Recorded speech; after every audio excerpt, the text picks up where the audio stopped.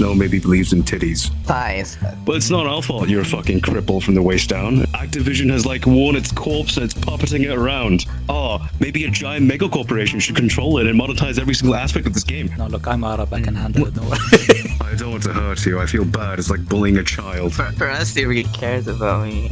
My brain. Holy fuck. Clang, clang. Happy holidays. Put DPS on everything. No! Fuck! The free-to-play games. What's good about them? Feet. What's wrong with them? It's like a boob job. You don't have a G-spot, Snow. I've checked.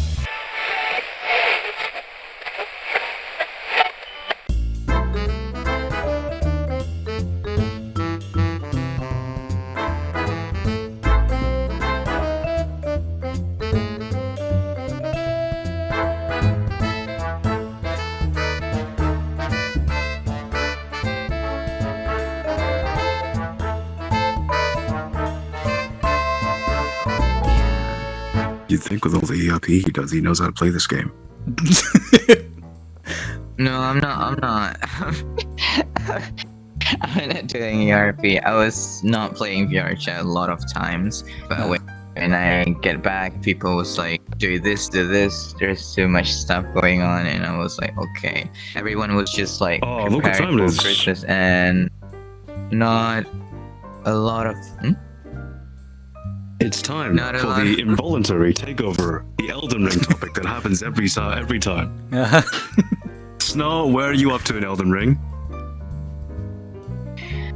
The boss that has like, it's like a god skin, but it's skinny god skin boss. It's in Divine Tower. Oh, you're in Caelid. Oh. Over it. You're in the bottom of the Divine Tower. Over in Caelid. Right? Yeah, no, he's tough, over especially if you're not high level enough. But again, I don't know what level you are. So 60. It's probably 200. 62. No, 62. That's pretty low. Yeah. Is this your magic build, or is this your dex build? I'm focusing on, weapon that try to use a lot of arcane and faith. I'm focusing on that. Sword of Night and Fire? Yes or no? Yes or no? There's a weapon in the divine. No. Right now I'm using the only the moon veil at the moment. Yeah. So what you want to grab use Moonveil as an index, and then you want to respec into what, Arcane Faith? I'm using the Dragon's Communion skill as well. The claw and the bite. Yeah. The fuck? What the fuck kind of stat restriction are you? Okay. You're using Moonveil, so that's Dex int, and then using Dragon's Communion, which is Arcane Faith. What? What the fuck? I give up. Did Terry not tell you to focus on like 2 stats to level and not like all of them at the same time? Terry haven't like in contact with me for like few days. So I was Hello, like, Terry. I assume you're watching this. I don't know why I assume you're watching this, but I assume you're watching this. This is your fault. I blame you. Alright. Alright, now that my disappointment has been stated, and, I'm more disappointed than not, we can continue with the official topics. Your daily dose of Elden Ring disappointment. Okay. Daily? Yeah. I was just checking out some stuff and, like, in real life stuff. Stop reading the wiki and play the video game, dude! My mom asked me to, in real life. My mom asked me to, do something about, like, we're not celebrating Christmas, but we're gonna do something at least. So we're just making... Oh, that's interesting. Okay, that's a topic I want to jump off on, actually, because I don't respect the topics that Freak set up, obviously. Of course.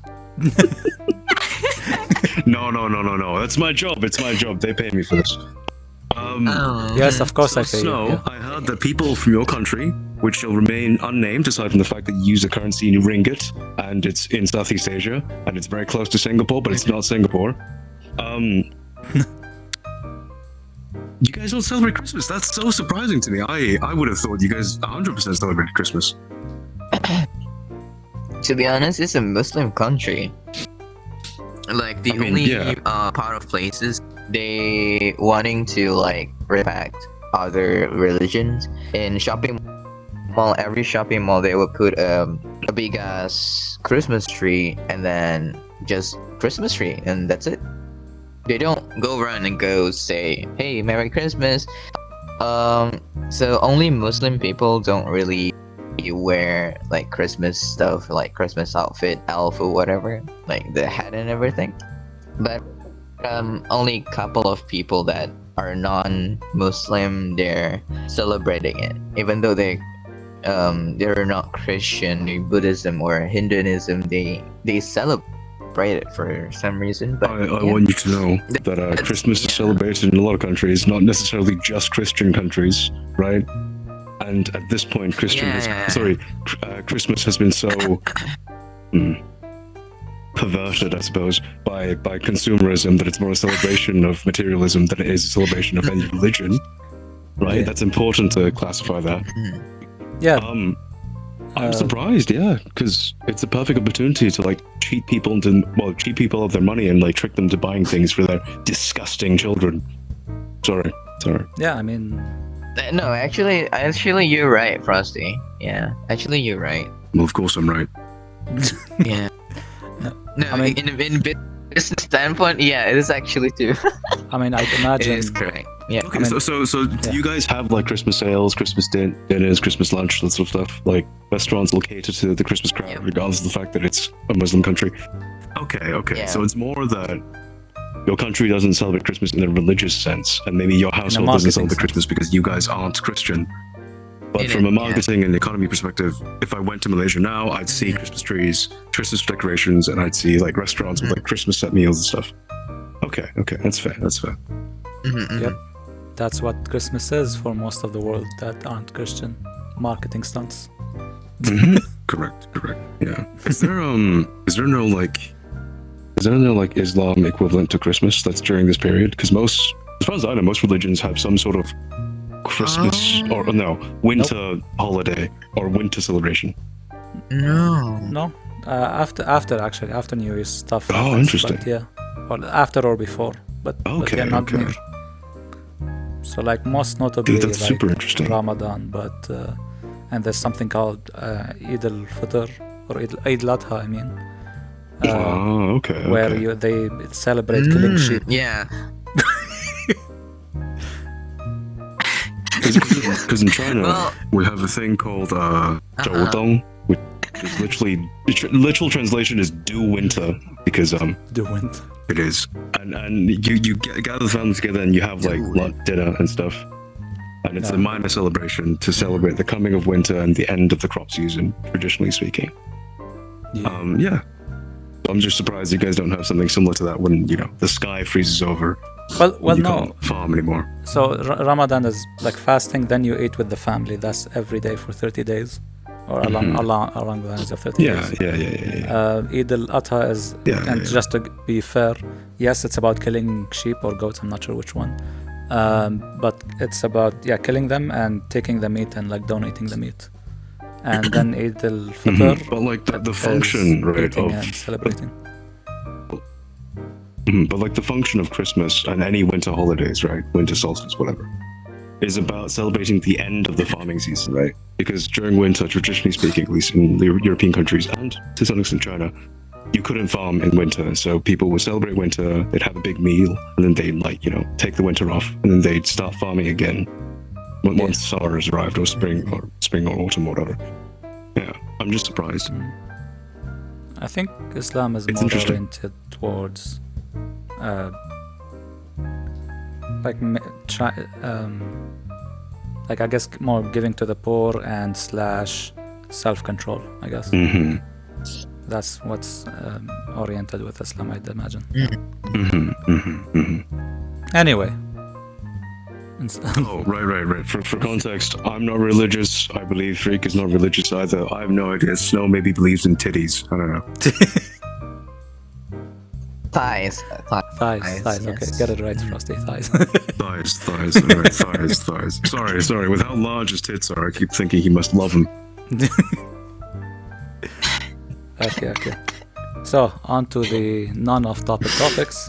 The first topic is, what are your guys' dream VR game to be created? So if you wanted one VR game to be created and you want to tell it to a developer to do it, what would that be? Eeny, meeny, miny, moe, snow. What VR game to be created? Yes. Head empty, no thoughts, spins around. I let the intelligent people go first. Okay, yes. Frosty, go. I don't know. Oh, Think of a whole game idea on the spot. Let's go. Okay, I feel like we need a. Okay, so my dream VR game would be a blend of a couple of existing VR games, right? Whether or not it's feasible, or whether or not we have the rendering power to even do this, I don't know. Oh, sorry, the compute to do this, I don't know. But I would love the melee combat from Blade and Sorcery, right? And if you mix that with some sort of MMORPG situation where you have the social element that you would have in VRChat, but there's a significant chunk of actual gameplay related to it that is an RPG that uses a combat system or a melee system at the very least that's very similar to Blade and Sorcery's fantastic melee system. I think that would be fantastic. And like obviously it will have, annual passes and yearly content and maybe a subscription service with no microtransactions. Because my opinions on microtransactions, right? Any game with them is trash. Yeah. Any. But what? Yeah, that's it. It's like, yeah.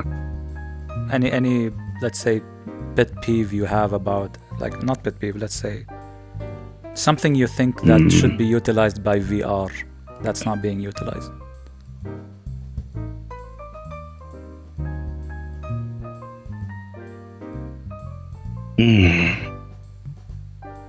I don't know. That's a really hard because I think question. VR right now is still super limited. Full body support would be nice. Yeah. But then you can't really make a VR game that's full body required, right? Because the vast majority of people, right, at least 2/3 of people on this couch right now are half body. I mean, And so you can't have features or tools or attacks that are only full body able. That would be. you can don't know, just it say would fuck them, but super you'd lose a lot balanced. of money. Yeah. Yeah, exactly, right? If we think about this from a market perspective, obviously in the perfect world, I would love for everyone to have full body, or games to just require full body, or games to just be like, but it's not our fault you're a fucking cripple from the waist down. It's, your own fault. But, it is what it is. Yeah. Okay. And let's say, the one game that I would like to have as a VR game, I think more along the lines of Half-Life Alyx. Just a lot more games to have actual content rather than technical games. Just more content, just more story, and not just closed spaces. I know it's a challenge, but try your best, developers. And have more story, more content. Maybe if people stop buying 3050s, it would fucking work. Sorry. That's like in a content side of things. On another side, I would love for a VR games. There are I think 2 online MMORPG anime Japanese fantasy style games, but I actually want them to not look or experience like a freaking mobile game. In a sense, like it's very plain. Okay. It's very plain. There's similar I'll content. It's defend copy mobile games pasted. for a second here. Oh, woof. Which is a weird thing for me to say. That screenshot of that SAO game looks better than fucking Orbis VR does. Yeah. It does. It looks better than in my opinion, and this is debatable. I think it looks better than Zenith as well in terms of visual quality. In terms of gameplay, obviously the phone is worse, right? Oh, the touch screen, real good haptic feedback, it vibrates the whole phone. But that's secondary. Yeah. In terms of the social experience as well, I agree that some sort of MMO situation has to be necessary, because like the reason people play so much VRChat is because of the social part of it, right? Now, Yeah. I imagine this game actually had any significant gameplay. Oh, Yeah, that's a actually. killer IP right there. Yeah. Look, Yeah. if you go to a bar and like in VRChat and your character is hungry, you absolutely can interact with a drink, like That- an that MMO is- sort that is of not what I element, meant, but okay. kind of thing. No, I meant like Okay. an MMO where you have dungeons and raids and monsters and things to kill, Not play, drink, drink alcohol, very funny. I don't know, I think we mean, don't need more of that. That's fine. Speaking. I mean, I was thinking of like Final Fantasy 14 kind of VR, Mhm. like Yeah. implement in Mhm. VRChat kind of thing. That's why I think.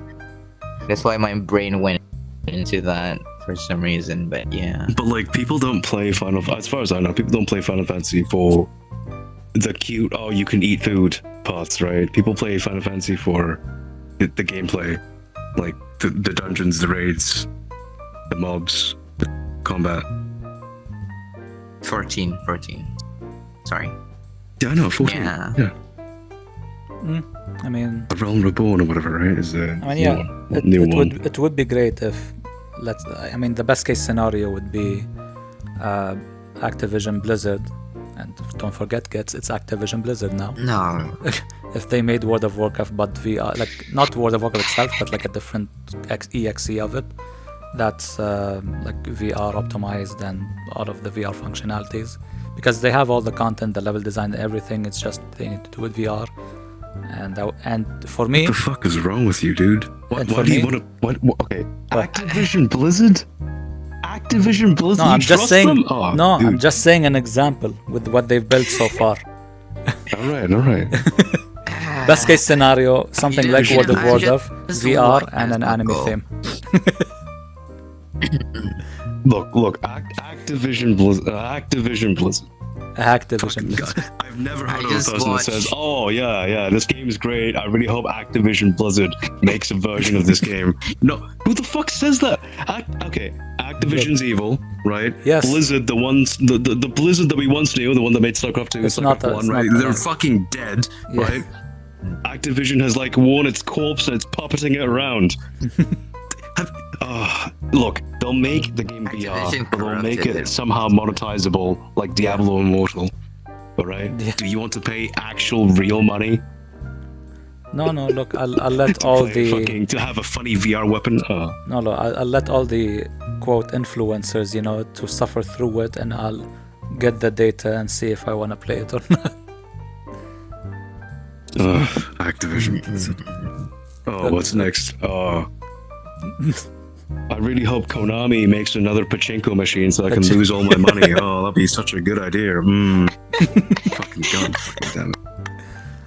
I was gonna be calm this episode, right? But you're like, this VR Look. space of like personal individual freedoms and like individual self-expression. yeah. Well, you know what would be a good idea? Maybe a giant mega corporation should control it and monetize every single aspect of this game. Fuck you, dude. Jesus, that's fucking ugh. I just watched Asmongold stuff, and they were like reacting to some videos of Activision with fucking Blizzard. And I don't think that's a good idea to expect anything good to come from them. But you know, The only company that I would vaguely trust, right, to do this would be Valve. I don't think Valve will ever do this because it's too much of an That's the investment. issue. But, like, they're the only company that I would sort of trust, and like that is a tenuous sort of. That sort of is doing some legwork. Oof. It needs to. I thought you would say decentralized because you fucking love decentralized shit. I mean, yeah. All right. I'll stop. Like, Look, God damn. at least I got you to wake up a little bit from being sleepy. Boiling your blood a bit. I am just pissed off right now. That's what I am. God damn. I don't know if That's I a can fucking point thing. That's what this is. Yeah. can No. try. No, look, I'm Arab. I can handle it. Don't worry. Look. The issue is when I okay, Snow. You're like a soft, defenseless animal, right? When I insult you, and if I say something mean to you, I feel bad afterwards, and that's why I've stopped doing it as strongly, right? Why? Yeah, because you're like a coddled thing, who's soft and supple. Oof. I don't want to hurt you. I feel bad. It's like bullying a child. Frosty. Frosty really cares about me. You see, I- Frosty, No, I don't. Okay. You're enforcing I care the about community. myself. I don't want to feel guilty. Wait, what am I enforcing? You're enforcing the community. There's no shit between us, right? There's no fucking shit between us, right? I am not touching that man's You're butthole. giving them Jesus so Christ. much material, Frosty.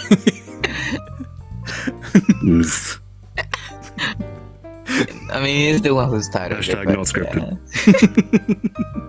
Okay. Snow, did you? So, any game you think of that you want to be a VR game? What's your dream VR game that you hopefully thought up within 2 minutes? Final Fantasy 14 and the elements and mechanics of stuff in SAO franchise. Okay. I see. You get what I mean? Yeah. So the game that's only good, that everyone only enjoys because it will literally kill you if you die. You're like, that's good. I want that. Not The that. game that is defined by it being Not hyper that. imbalanced because the main character has all the funny powers. Oh wait. You're like, oh, that's a good idea. I want that. Wait. Did Snow, they make it? Huh? since I recently saw Nami, I'm not sure if I finished it or not, but it was basically what if Sword Art Online, but like based on reality in a sense where the technology. No, the technology was so advanced where like there's a machine, you put it on and you go into this MMO-like environment, but you're still like in the world, and you can get out only after you like accomplish something. It's And Neuralink. during that time, it's basically Yeah. Neuralink. And during that time, like if you piss yourself, if you get hurt, you will actually feel all of the sensation and take it back with you. So and if you die in the game, or like in the anime, and the game in the anime, your machine breaks and you have to buy a new machine, then a new game. Would you want that? If it's like Wait, what anime is this? no. I'll share it later. No. Oh, that's real fucking helpful. God damn. not- I'm kidding. Not that kind of feature. If it's like about death and then your HP goes 0 whatever, I don't mean that feature should be implemented in the hardware or the software of the game. No. Like You just die and like. what you I have mean, to if start you a new die you character. respawn. Oh, you don't want. Not No, even you new die and character. you respawn. Okay, so you don't want it hardcore. Okay. No. Okay, so let I me mean, explain what he people can actually play wants, right? that Because I've way. read his mind and I know. Yeah. He wants SAO, right? The way the anime depicts it, right? He wants to be Kirito and have a harem without understanding the SAO, if you look at it as just a game, like the actual Sword Art Online game, is a fucking terrible game, alright? The main character is literally the most unbalanced shit in the world, right? You're not gonna be the main character. You're gonna be a schmuck, right? You're gonna be one of the random NPCs in level 1 that stays in level 1. It's just facts, man. Like, I don't But since we're in this kind of topic right now, I'm just gonna say the game that I'm playing right now is you're not the main character. No one else is the main character. You're your own character in that story. That's why it's called integral. Oh, okay. character. What he's saying is he wants the SAO mobile game to be a VR game. Oh my god. Oh my god. No. Because it contemplated with the story related. Like VRChat, there's no story related. You just go anywhere, and then that's your story. Okay. Like you visit this, you meet this person, you go talk this, you talk about this, and then you go there, go here, you know. So Because are you saying implemented in VRChat, you know. you want a story? Yeah. Is that what you mean by like SAO? Like it has a narrative? No, what I mean is like what I said before. If VRChat were a house, a bar, or has a restaurant or something, you go there. Right. You and want then like your survival character, like, mechanics or eating needs mechanics. Yeah, even the style. No, the clothing style doesn't have any points as well. It's just the cosmetic stuff. But you know what I mean. Like for So, experience, when's the last time there you must played be a a PC dungeon MMO? crawler thing. I I give up. I give up. haven't. I haven't. I haven't. There My we go. PC can handle it. Yeah.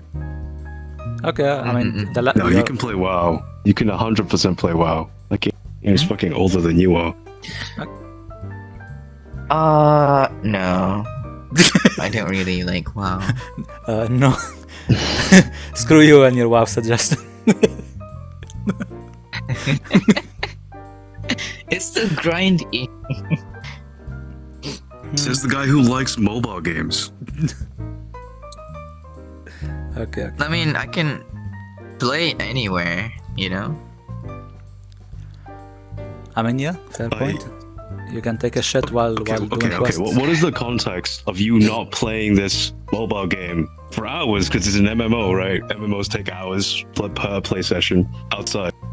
Do you sit in a coffee shop charging your phone, spending hundreds of dollars in coffee, playing this MMO on your phone? I mean, if I hang out in a coffee shop alone, I would play it. Because, like, what can I do? I don't want to just sit and then I don't really. You could try reading, Snow. You know. He's reading in the game. That's all I'm saying. Is he? It's a mobile game. It's designed for children and 5-year-olds. And all Okay, people, listen. and all people. I don't really like reading. If it's like research, I want to look at the video about it and see if it's true. It's alright. We're aware of that, Snow. It's alright. Other influencers' reactions. Plus, it's smartphone now these days. You know, you don't have to like look at the pen and paper book. So yeah. But I mean, You from your comment about So you heard me. what I understood is I it's basically do. SAO with that other game, VR style, but also remixed up with like life, slice of life elements like eating and socializing and all of that. Well, no, SAO has life elements, to be fair. Like, he's correct in saying that. Like, you need to eat and stuff, which is weird. Oh, but nice. yeah. Okay. All right. With that said, what's the problem with VR games now? Frosty. Wait, no, go to Snow first. Okay. I want to hear his immediate answer. No. And any VR games that you've It's a played, really hard question. like from the VR games that you played, I mean, I can't what's wrong with them? specify any VR games. anything. Not you don't have to Okay, specify what one. VR games have you played, Snow? I want to know. There's Outside no of VRChat, cross obviously. thing. No what? There's no cross thing. Like, for example, Crosshair, VR games crosshair. now these days. No, Is that no, what you're not talking about? crosshair. I mean, like, imagine Walking Dead, the VR game, right? Yeah. And then Yes. Zenith MMO, the bullshit game, and then VRChat. Yes. Yeah. So Yes. those three, I want it combined together, but it's like a one thing. That's you know? not the bloody question. That's not the fucking question, Snow. I don't know what's the Okay, wait. Snow. How about this? What's wrong? What's wrong with that? What's it called? The zombie game, like as a VR game. No multiplayer. I mean, after the fall, I played it. It's like a Left 4 Dead zombie game, but it's Oh man, I played trash it in too. a way. It's not It's great. trash. I agree. It's for me. It's trash. I don't really like it. Like I reach all I got all the attachments, I got all the secrets. My money is like out of order. I don't have the use for the money anymore. And what can I do is just go to random lobbies and the arcade machine and just random lobby. Okay, sure, we do that. Okay, that's the equipment that I already got. Legendary. Okay, whatever. It's just to put that into words that human beings understand. But what Snow means is that he thinks that game lacks an end game, and there's no end game content after you have everything, right? For example, in a game like Destiny 2, the end game content is the raids, right? With a weekly reward drop that you have to grind for, and there's RNG content, which gives you a lot of playtime. And in, for example, other MMOs, it's the raid content. What's the end game content in Left 4 Dead? I don't know. After the fall? Left 4 Dead. Well, what's the end game equivalent? What's the end game content in Left 4 Dead? I think it's the workshop. Like people add a lot of maps to it. Like, if it's like Left 4 Dead. So like mods carry Left 4 Dead 2 or whatever. Yeah, that's fair. Mods. Mods is the one carrying the workshop thing. The game. I'm sorry, my brain. Holy fuck. No, it's alright. I'm aware of that issue. We can sort that. We can take it out. Okay. Okay, that's what's okay. You played that zombie game. You played VRChat. What's the third game you played? You mentioned. It's called Zenith MMO. Oh, okay. What's wrong with that one? I really wanted that game. It's good when it first launched. For like a couple of months, and there's a copycat of that game came over, and then the data leaked, and it said, "Hey, our players' data might leak to other game that have like copycat of the game." So literally, everyone stopped playing it. Everyone that I know, including me, because of the data leak.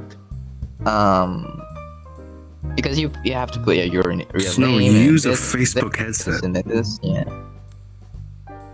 Yeah, my Facebook is... Data privacy is not a concern. What do you using mean? the personal...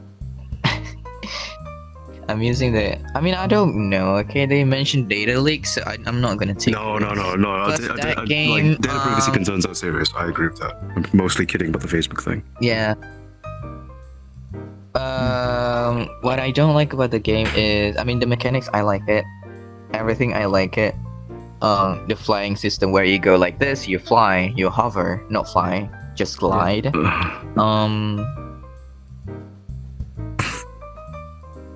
Overall, this... I don't know really. It's really hard to... Why did you stop playing Because it? I haven't played the game. It's really hard to formulate sentences. No, I agree. Very difficult. The graphics, mostly. Okay. Yeah, it's really hard to form a sentence. Okay, so... Kind of shy The looking, graphics. So from what I understood... Let me help you a little bit. Yeah. Would you say Zenith has a lot of endgame content? Like, once you have the best gear, once you're max level, would you say there's enough content to carry the game forwards? Or do you think there's a lack of content? I've not played it, for reference. I played it. I haven't played until finish, obviously, but I played until the mid part, I see. the mid of the map, like only 40% of the game, to be honest. Because it's a grindy game, like MMORPG, Yeah, it's an MMO. VR MMORPG. But Okay. yeah, I can't really say much about that. Okay, so I guess what you hate about VR games right now, from what I understood from you, is lack of content or lack of a system in place to produce continued content over a long period of time, and the graphics are shit.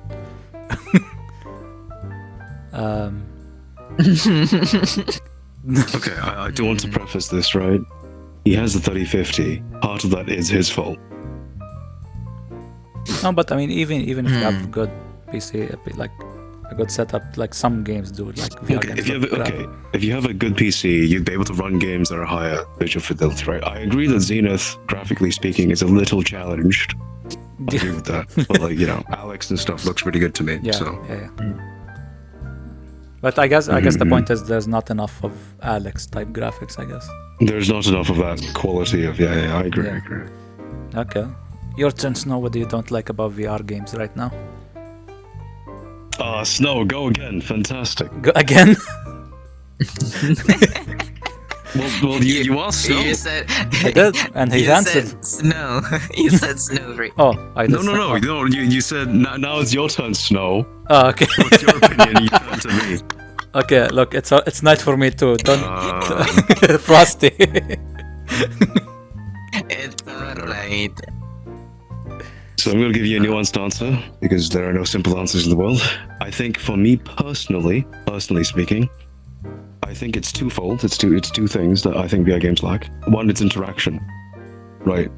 So a good example of this is even Boneworks. There's a lot of physics interactions, but there aren't enough like gun mechanic or gun interactions for me to feel truly immersed, right? So an example of a game that does this really well is Into the Radius, right? You have gun cleaning mechanics, you have magazine mechanics, you have magazine retention, you have gun wear, right? These sort of little tiny things, being able to insert bullets into your magazine one by one, right? I think these little tiny things that don't really matter helps build that immersion significantly, right? Yeah.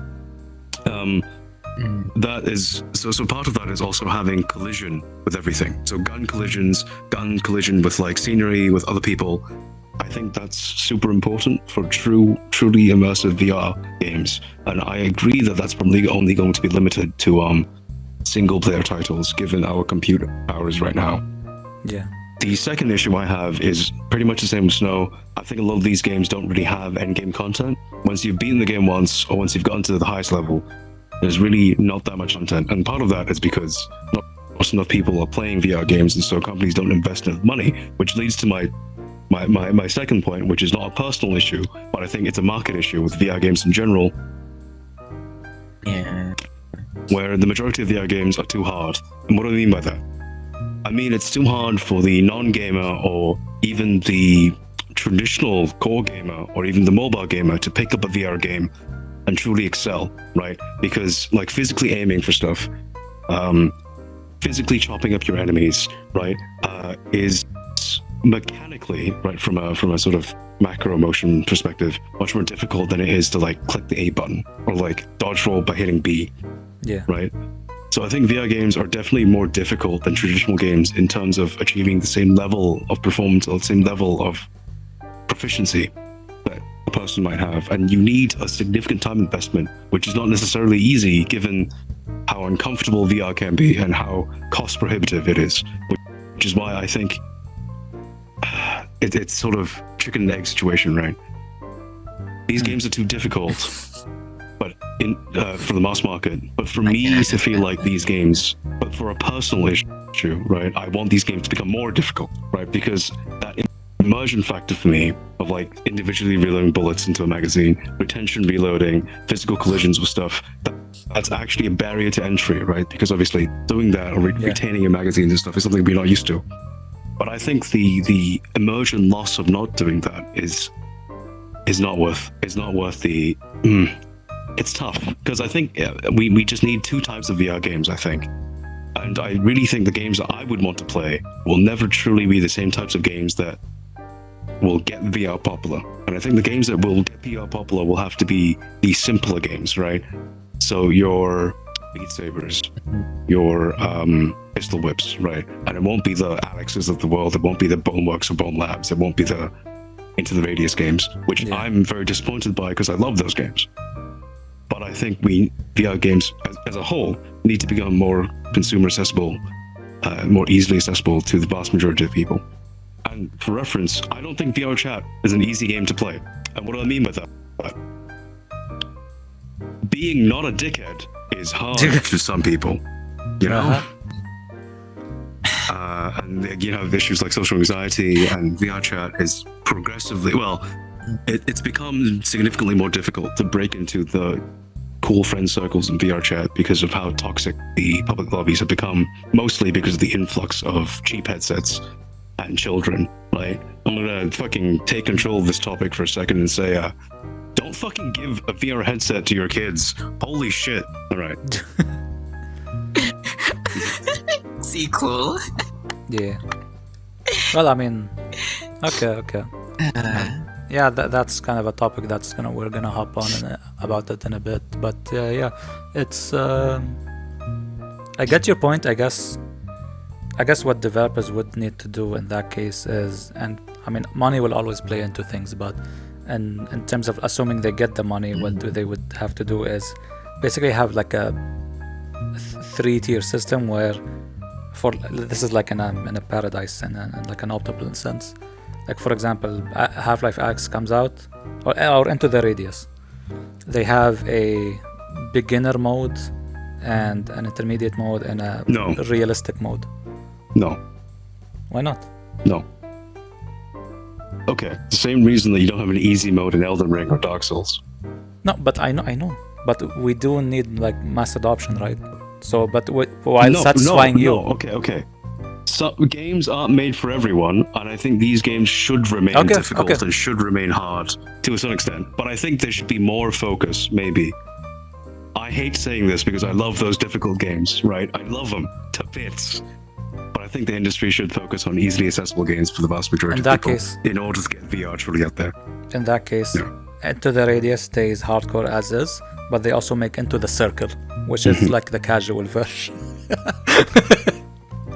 I mean, no. Okay. We're saying this, right? We call it Into the Circus, right? Because Circus. we have clowns and children. But yes, I agree. Okay. Into the Radius devs, make Into the Circus, please. And release it on Quest. Okay, and my... Into the Radius is playable on the Quest, by the way, which is the most impressive thing. Oh, hey, guys, if you don't own this game, you should buy this game. Into the Radius is fucking fantastic, alright? Yeah. Play it on PC, play it on Quest. If it comes out on Pico, buy it there as well. The dev he deserves all your money. Fucking, yeah. Yeah. In my case, in terms of, I guess my only, I guess I mentioned it earlier a bit, like with VR games, what's wrong with them right now, which is not having narrative-driven content like Half-Life Alyx, or like Into the Raids. Actually, I put it as like in a good category because there is a story, there is a narrative, there is chug. Sorry.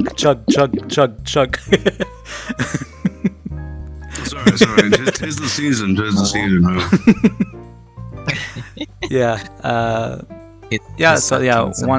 That's one issue. Just not enough actual content rather than mechanical content. Another issue I have is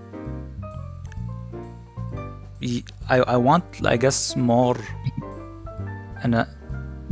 social, not necessarily social, but like a space for yourself kind of game where it's also, for example, I would definitely want a game in VR that's like The Sims, for example. And yeah, I don't play this, it's been a while. But what I mean by that is, I guess it's intertwined with what you said. There's not enough interactions that would make the world meaningful to you while you're in VR, and everything just feels plastic. Like for example, like in this world we're in, like sure there's like a nice chair and whatever, but I don't know, I want more interaction in the sense like there's a fire in front of us. It would be nice if there's some kind of reaction to it in terms of our like systems. What? I'll be right back. I'm gonna go grab something. I'll be back. Okay. Okay. And the Hong Kong man is away. and yeah, just generally speaking, everything still feels like, look at them in the background. Everything still feels it's like a last gen game basically, because we're entering in this new generation. We're still in that phase where like click this button to do something, while VR like pushes you to move to do something. Thank you. Yeah, for example, you get this drink and take a sip. Yeah, like more stuff like this, and in a sense where like you actually have to like your model holds it correctly and all of this fun stuff, and it doesn't float, you know. Stuff making sense and stuff having consequences, like clang. Cling. Yeah, like everything Cling, you do cling. must have consequences. Bottoms up, happy holidays. Gulp, gulp. Happy holidays. But yeah, what you were saying, I was thinking of like put DPS on everything, kind of like game. No, Like, fuck off. yeah, welcome back. No, listen. Like if you touch No. like a sofa or anything and it's like fluffy, your character When I looks touch a like, sofa, I don't want my Yeah, finger to with get anime sucked like into its that. fucking bosom, alright? That's not.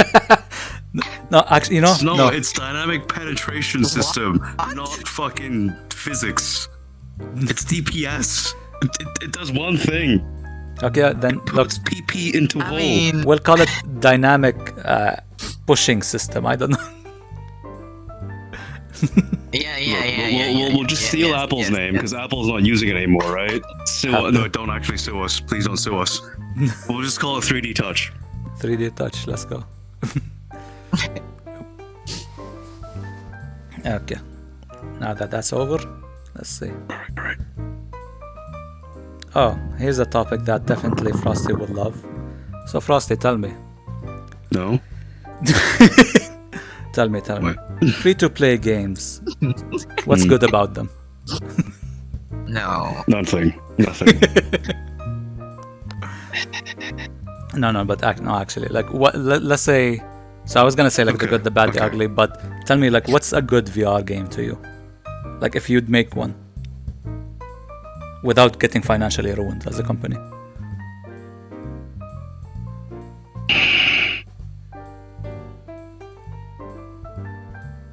Okay.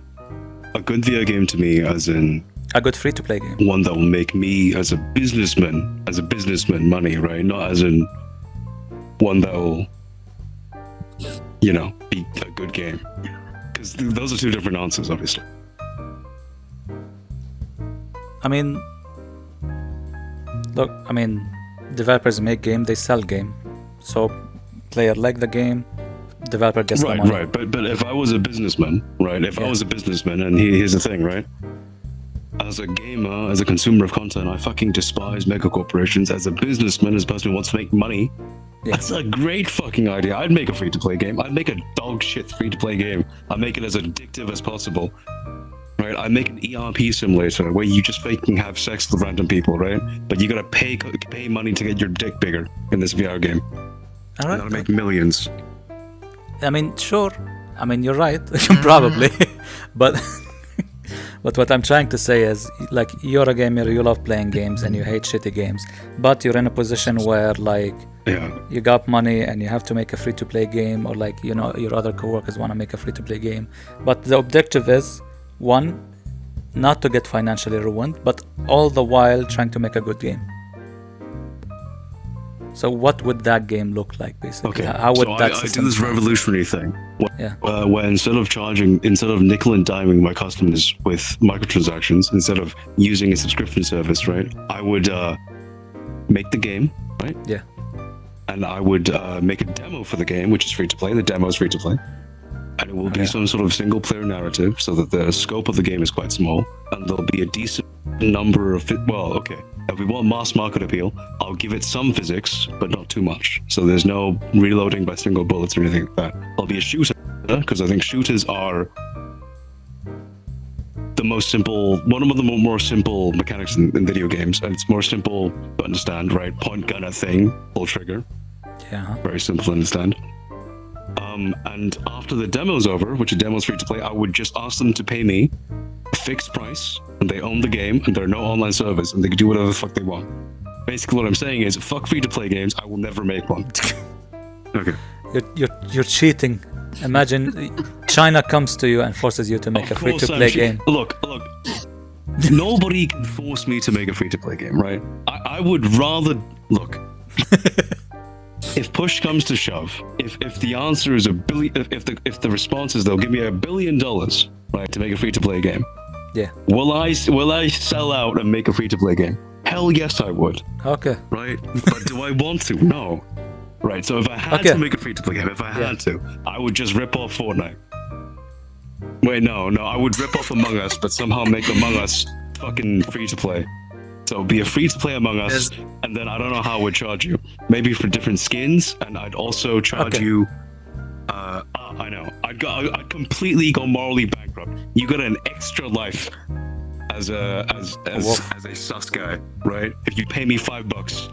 Wait, how extra life in Among Us? It wouldn't work. I mean, that is the challenge. The point. No, I know. All free-to-play games are bad because whenever they try to add content to the game, it breaks game balance because that shit don't work. Fuck free-to-play games. But no, I'd make Among Us and I'd figure out a way to be horrible and morally bankrupt and charge the money for it. How about this? Because there's no good free-to-play games. Let's say there's a good MMO out there that's not free-to-play, like you pay it and yeah. Good. Okay.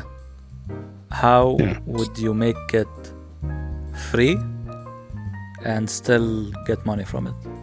So this is an MMO that you like, and now you have control over it, and you still have do that. You can. Okay. Try your best. This is an oxymoron, all right? You're saying good game, free to play.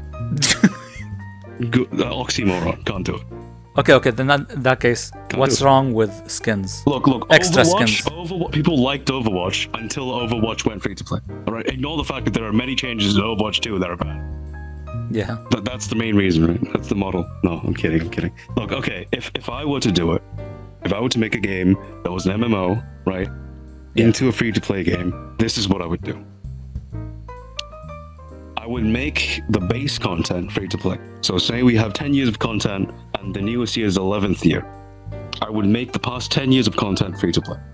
But then they need to buy the DLC for this season's content. Right, and the DLC includes the entire next year's update. That's what I would do. Because I think that's the fairest thing, right? You're paying for a DLC, right? You pay for the content we develop in that year or in those 2 years, right? And the content before, we'll just give it to you for free because we have that up, but the servers need to be up anyway, and that's fine, right? So I think that's the way I would do it. And by content, I would not sell microtransactions, obviously, because I don't believe in that shit. Okay, so that's content as in like quests, mounts you unlock or whatever. So yeah, quest, story, cutscenes, probably if it's an MMO, probably a raid, a dungeon, that sort of stuff. Yeah. Okay, and what's... Do it like Destiny 2, but without the season pass and without the fucking Eververse, basically. Okay, then one question, and that's related to the main point of free-to-play games, which is the microtransactions, and what item or what thing it's okay for developers to sell? Nothing. Nothing? Absolutely zero? Nothing. Why? Like, what's wrong with selling skins? I would say only cosmetics. Okay, here's the thing. People who say that selling skins doesn't harm anything, doesn't change game balance, they're stupid. Because in an MMO, in an online game, what is the one thing you want to do? What is the end game for all games? Looking sick as fuck, right? Yeah. And if you take those sick as fuck armor designs and you make them purchasable by money, it devalues them, right? They should be earned through gameplay, they should be earned through achievements, they should be earned through feats, right? Instead of money. I had $5. That's why I have the coolest armor in the game. That's fucking shit. That's fucking boring. I'll give you an example, right? That's like World of Warcraft making some of the rarer mounts something you just buy. Nobody ever uses those mounts. Do you know why? Because it's no longer valuable. It's no longer interesting. Nobody cares about them because you can just buy it for money. It's not cool anymore. When you take a cool piece of gear, right, that you needed to do something great for, or you could have done something great for, and you fucking throw it and make it purchasable for like $5, that piece of gear instantly becomes a symbol of fucking everything wrong with the gaming industry. Right? No microtransactions. There's nothing that's okay with it, right? Charge me a fixed fee. Charge me a monthly fee. That's fine. I don't care, right? Sell me DLC. Sell me expansions. I don't care. Don't fucking nickel and dime me. That shit's fucking toxic. All right? And don't even get me started on loot boxes. That shit's fucking illegal. That should be. Oh yeah, that's garbage. But okay, here's. What about variations of an already? So like cool skin, you can get it. You can get like the blue normally, but if you want the red, you pay $2. It's the same skin, it's just a different color. No. So here's the way it should work, right? Cool skin, it's blue normally, right? You got 100 headshot kills, you get the red skin, you unlock it. Okay, wait. Okay, how about this? Why not combine both? You pay money, you don't get it immediately, you have to do something to get it. But you have to pay the money. That's better. I agree that that's better. Right? I still think it devalues it though. The main barrier to entry. Technically, that's at that point it's DLC. Did I have enough money to pay for it? But at that point it becomes like normal DLC though. Is it DLC? I mean, yeah, that's how DLC works. Is selling a single clothing item for $2 DLC? It's a very micro version of a DLC. When I say DLC for reference, I don't mean horse armor. I mean like Witcher 3 Blood and Wine. Yeah. Or like, I don't fucking know. Fucking the Elden Ring. Well, not Elden Ring. The Dark Souls 3 DLC, right? With the Painted World. Right. Or even like smaller scale, I guess. Sunbreak, which is an entire fucking new rank. Yeah. I don't know. Maybe I'm old-fashioned. I don't like all this tricking people into playing a game, getting addicted to it, and selling them fucking horse armor for real money. I feel like it's predatory. I feel like it's a bad sign of the industry. I feel like if we do this anymore, which it's become a norm, it's going to invite more regulation. Yeah. And we don't want that, right? We really don't want that. I mean, EA, I think, is banned in a few countries. I think any microtransaction is evil. I think any and all microtransactions are evil. I think people who think skins are alright, like our particularly green friend, right, suffer from Stockholm syndrome. That's all I'm saying. Okay. Seems like you got a bunch of thoughts, no? I was just free to play, and then, like as Frosty said, put demo or whatever. If you like, some people like, if the demo is good, right? It turns out good. People already like it, and they were like, I think you deserve money. I want to support you. You can just make a Patreon out of it, maybe first. If it's like something, I don't know, if it's like a big company that you have, but you're not popular yet on gaming industry. I don't know. Mostly that big game company in Malaysia, they always comes down to microtransactions. So okay, then I mean, since you play a lot of mobile games, and I'm assuming there's a lot of microtransactions. Like Jenny speaking, like what's your thoughts on it? Yeah. Like why is it good? Why is it only bad? Couple of mobile games I like it. So when it comes to mobile games, if they put microtransactions and it doesn't change the game, it's only cosmetics. It's not like basically an armor and then you feel cool, because if the armor, if like RPG, and then that armor has a good stats or whatever, right? You wear it, you look badass. But the cosmetics is something that you want to look like for, especially an event.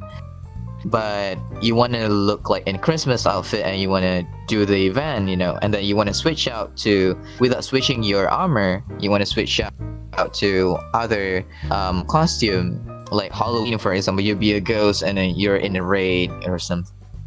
So it's just switching out thing. It doesn't have a stats or anything, but people use that kind of like cosmetic stuff just for events, like whenever, especially it's good in guilds events, but if it's like you play solo, it's really bad.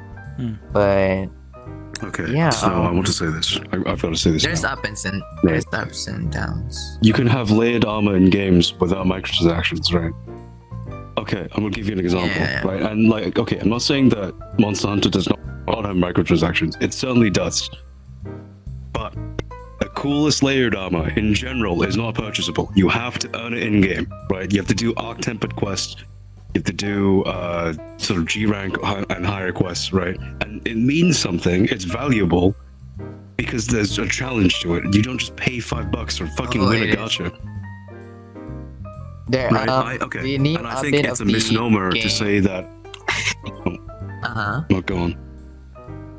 Go on. The new Continue update of the game literally make the cosmetics are useless because they make players that we have this discussion before with my guildmates. They said cosmetics is just for events, and then the new armor update is where you need to grind that shit in a specialized dungeon, and then there's a secret hidden dungeon where only some people know and only the guildmates know. So it's really a cool feature, and a lot of people support that idea about the game recently. So I don't know, I just wish the game can do that more rather than just put cosmetics as like a main thing for people, you know. The game won't though, will they? Because it doesn't make them money. I mean, I think so, but it's the cosmetics. Like a lot of people buy cosmetics in early on playing the game because they look other players like have that good armor, good like stats and everything. They don't use cosmetics as much because the new armor update has like really badass feature on it. It has like aura, like, you know, blah blah blah. So they bought but here's a question, right? just to look as beautiful as you know. So that sucks. But here's the thing. It still sucks, but so you're saying that if you grind, say if you spend 100 hours on the fucking toilet playing with your phone, and you get this really cool armor, some dipshit like me can rock up and just pay $10, $20 and get armor that is equally as cool, visually speaking, not stats wise, with your armor, right? That's what you're saying. And you don't like that. That's dumb. Yeah.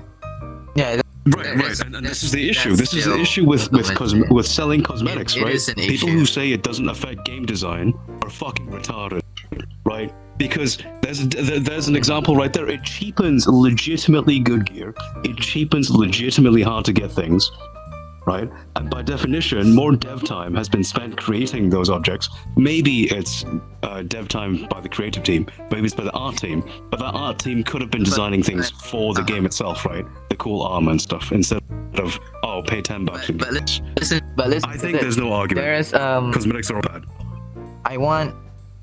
If it's like free to play, I want one game mechanic in Toram Online, if anybody know what I'm talking about. No idea what that is. There's this feature about people making, like, they make an event over in Twitter or something, I don't know.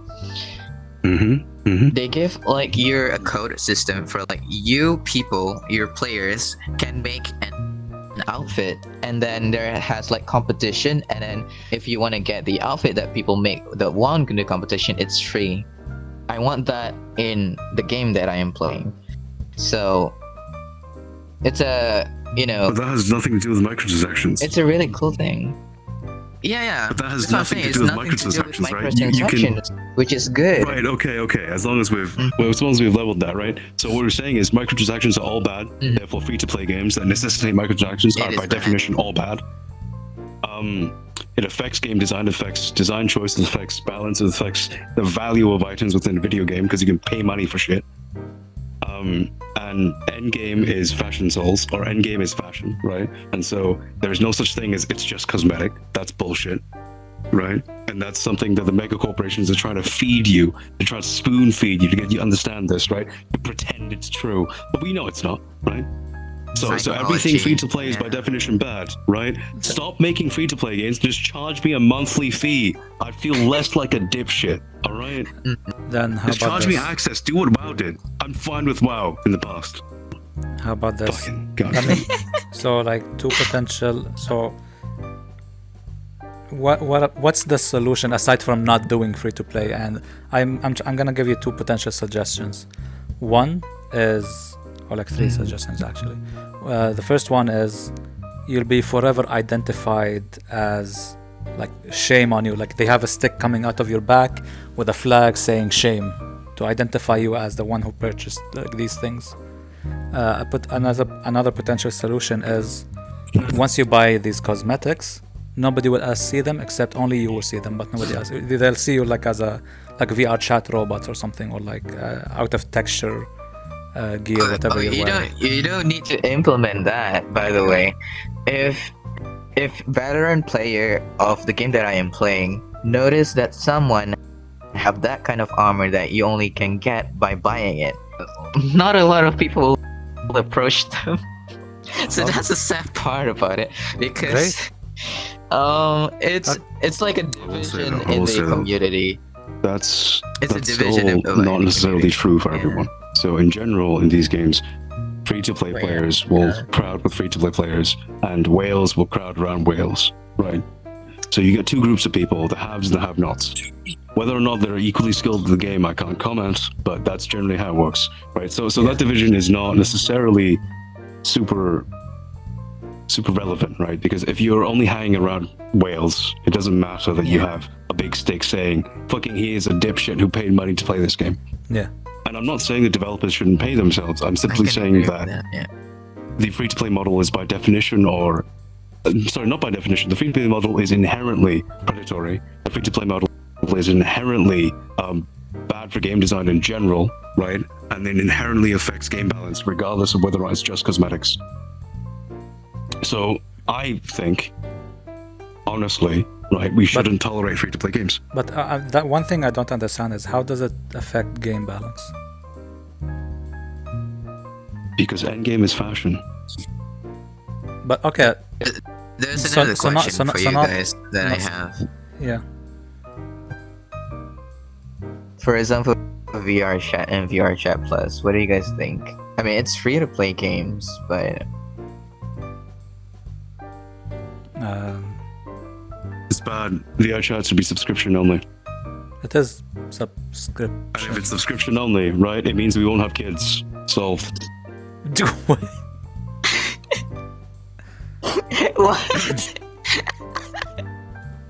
I mean, VRChat Plus it's just having more avatars to favorites, and you can have fun with the UI. That's it.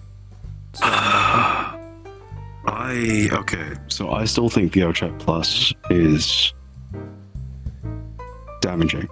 And I'm going to say this, I love VRChat, love it to bits, right? I still think free-to-play is not the solution here.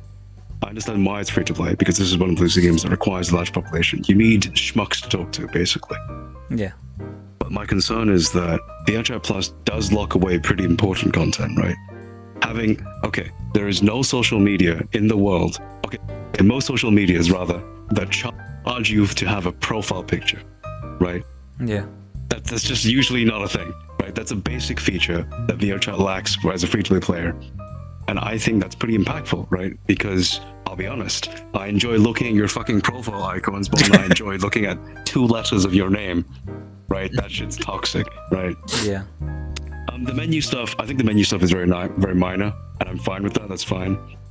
I think the favorite stuff is, I think it's a good reward to free-to-play players, but I think it's good reward to paying players, but I still think VRChat should have some sort of system where you charge $1 or something to like purchase the game and get in, as a potential ward against children, like young children, yeah. Like chill out VR. In terms of like, does it affect gameplay? I think it matters a lot less, because VRChat doesn't make any money, as far as I know. And what I mean by that is, VRChat is a free-to-play game, but not really. You can upload as many avatars as you want. You can upload as many worlds as you want as a free player. And somehow, VRChat expects to sustain itself. And I'm just not sure how... VRChat isn't shitty, because I don't know how VRChat makes money, if that makes sense. Does that make sense? Yeah. Which is why the free-to-play experience is good. Because it doesn't limit you at all. But it's also, I don't think, sustainable. I don't know if it's sustainable. That's the issue. It's going to have to release monetizable things. Yeah, that's the issue. It's so like which is why you can't have a good free-to-play game, right? Because if you have a good free-to-play game like this, it'll eventually not be free to play, or it'll eventually not be a good game. They'll either decide to have to charge you more, or they'll decide that they can no longer support themselves using these good free-to-play features and start taking away player freedom. Okay. Or it's not sustainable. They might right? go to a sponsor. Just charge money for this game, VRChat. Just charge everyone $10 a month. They'll all do it. That's why VRChat. That's why VRChat put like EAC because the word you're looking for is investor. No, not necessarily. Investor. Yeah, investor.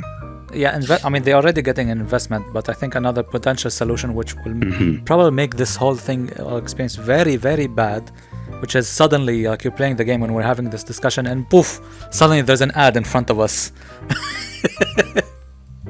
Okay, so I would be okay with it being ad supported. Yeah. If if my VSE Plus, like my YouTube Premium, gets rid of ads. And here's the thing. I agree. YouTube Premium as a free service, as a free-to-play platform, right? Because that's what it is. It's dog shit, right? Apparently, you can get stacked ads now. You can get ads on ads on ads, right? Oh, woof. That's kind of trash, man. That's super trash. Yeah. Hey, watch our ads. Don't skip our ads. Annoying. I'll know if you skip our ads. And if you pay for premium, thank you very much. Your reviews mean a lot more to us than the muggles that don't pay for premium. Okay, well, it's so true. okay, no, it's true. So since this is an issue, I mean, we're probably not qualified to find a solution. Think about how we can help this game make money, right? Not this game or any other game. What's a thing that developers can do in a free-to-play sense, aside from DLC or charge me money? But they want the free players. A monthly subscription. No, they want the free game. They want to have a free game so they can get the players. Free players. Look, okay, the only way I see a free-to-play game maintaining itself, right? Because I honestly think there is no such thing as a sustainable long-term free-to-play game that remains good. That's genuinely my thoughts, right? What's the least bad? I'll describe the pipeline to you.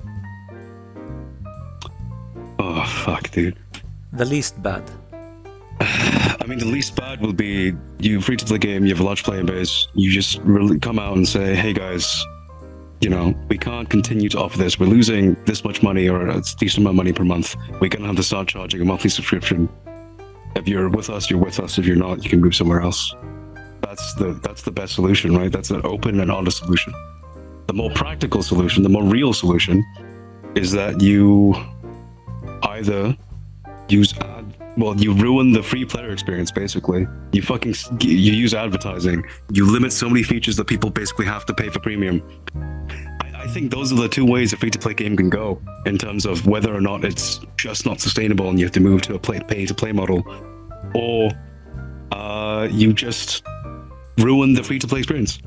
I think those are the two endpoints for this game as well. And you don't think there is you don't have a potential solution that you can just whip out on the spot? That's a solution that doesn't exist right now, that developers might implement? I don't know. I'm putting you on the spot. I know. Okay. The core concept behind this, right, is that I just don't believe a free-to-play game is sustainable. It's sustainable. Okay, I don't believe a free-to-play game that genuinely offers its free players a good experience is sustainable in any significant way. I think that VRChat could possibly monetize itself, right, by limiting player uploads and allowing in-game transactions and charging our creators a certain amount of money. I think that's fine. Taking a cut, I think it's okay. It's a good compromise. But I still think that ruins the free-to-play experience. And I still think that ruins the marketplace, right? One of the reasons why VRChat's third-party marketplace is so good, and there's so much content, is because VRChat doesn't take a cut. And it's and if it, if they stop doing that, if they start taking a cut, if you stop being able to create your own content, then this game becomes any other fucking social sim, right? So I don't really think... I would love for there to be an in-game market, but I think having an in-game market would ruin how popular the third-party content is. And I think if they had to do an in-game market, they would have to limit your ability to upload avatars somehow. Because why would creators upload their content on the in-game market if VRChat takes 20%? then selling it themselves and VRChat takes nothing, right? Yeah. So you'd have to somehow limit player uploads, which by definition would ruin the free player experience, right? So I just don't think it's sustainable in the long term. Now, am I saying that VRChat's going to die? No. So there is a solution that's potential that might work, which is if VR becomes more popular, if it becomes popular enough that we can have things like TV shows that are VR related content, or if we can have sort of general news media or other sorts of media, then they could possibly sponsor VRChat, right? They could give the, you know, we'll have a show, like an actual TV show, right, where we talk about VR stuff and we host it in VRChat, and we give VRChat a load of money. Yeah. Every time we host a show, right? I know that, I'm assuming that HoloLive and all the other stuff that hosts fan meetups in VRChat pays VRChat a load of money. Yeah. I just don't know if VRChat's doing enough of that to be sustainable, and I just don't know if the small number of people that actually pay for premium or pay for VRC Plus is sort of, you know, is sustainable to VRChat right now. Again, I don't think a good free-to-play game is ever sustainable. Yeah. I just don't think it is. I think the game becomes bad, or it stops being free-to-play, or it just dies. And I would hate for this platform to die, and I'd willingly pay $10 a month to play this game. That's it. That's my two I can cents. agree with that, actually. Yeah. Like, in-game currency, and then they have to start to thinking of like limited users upload.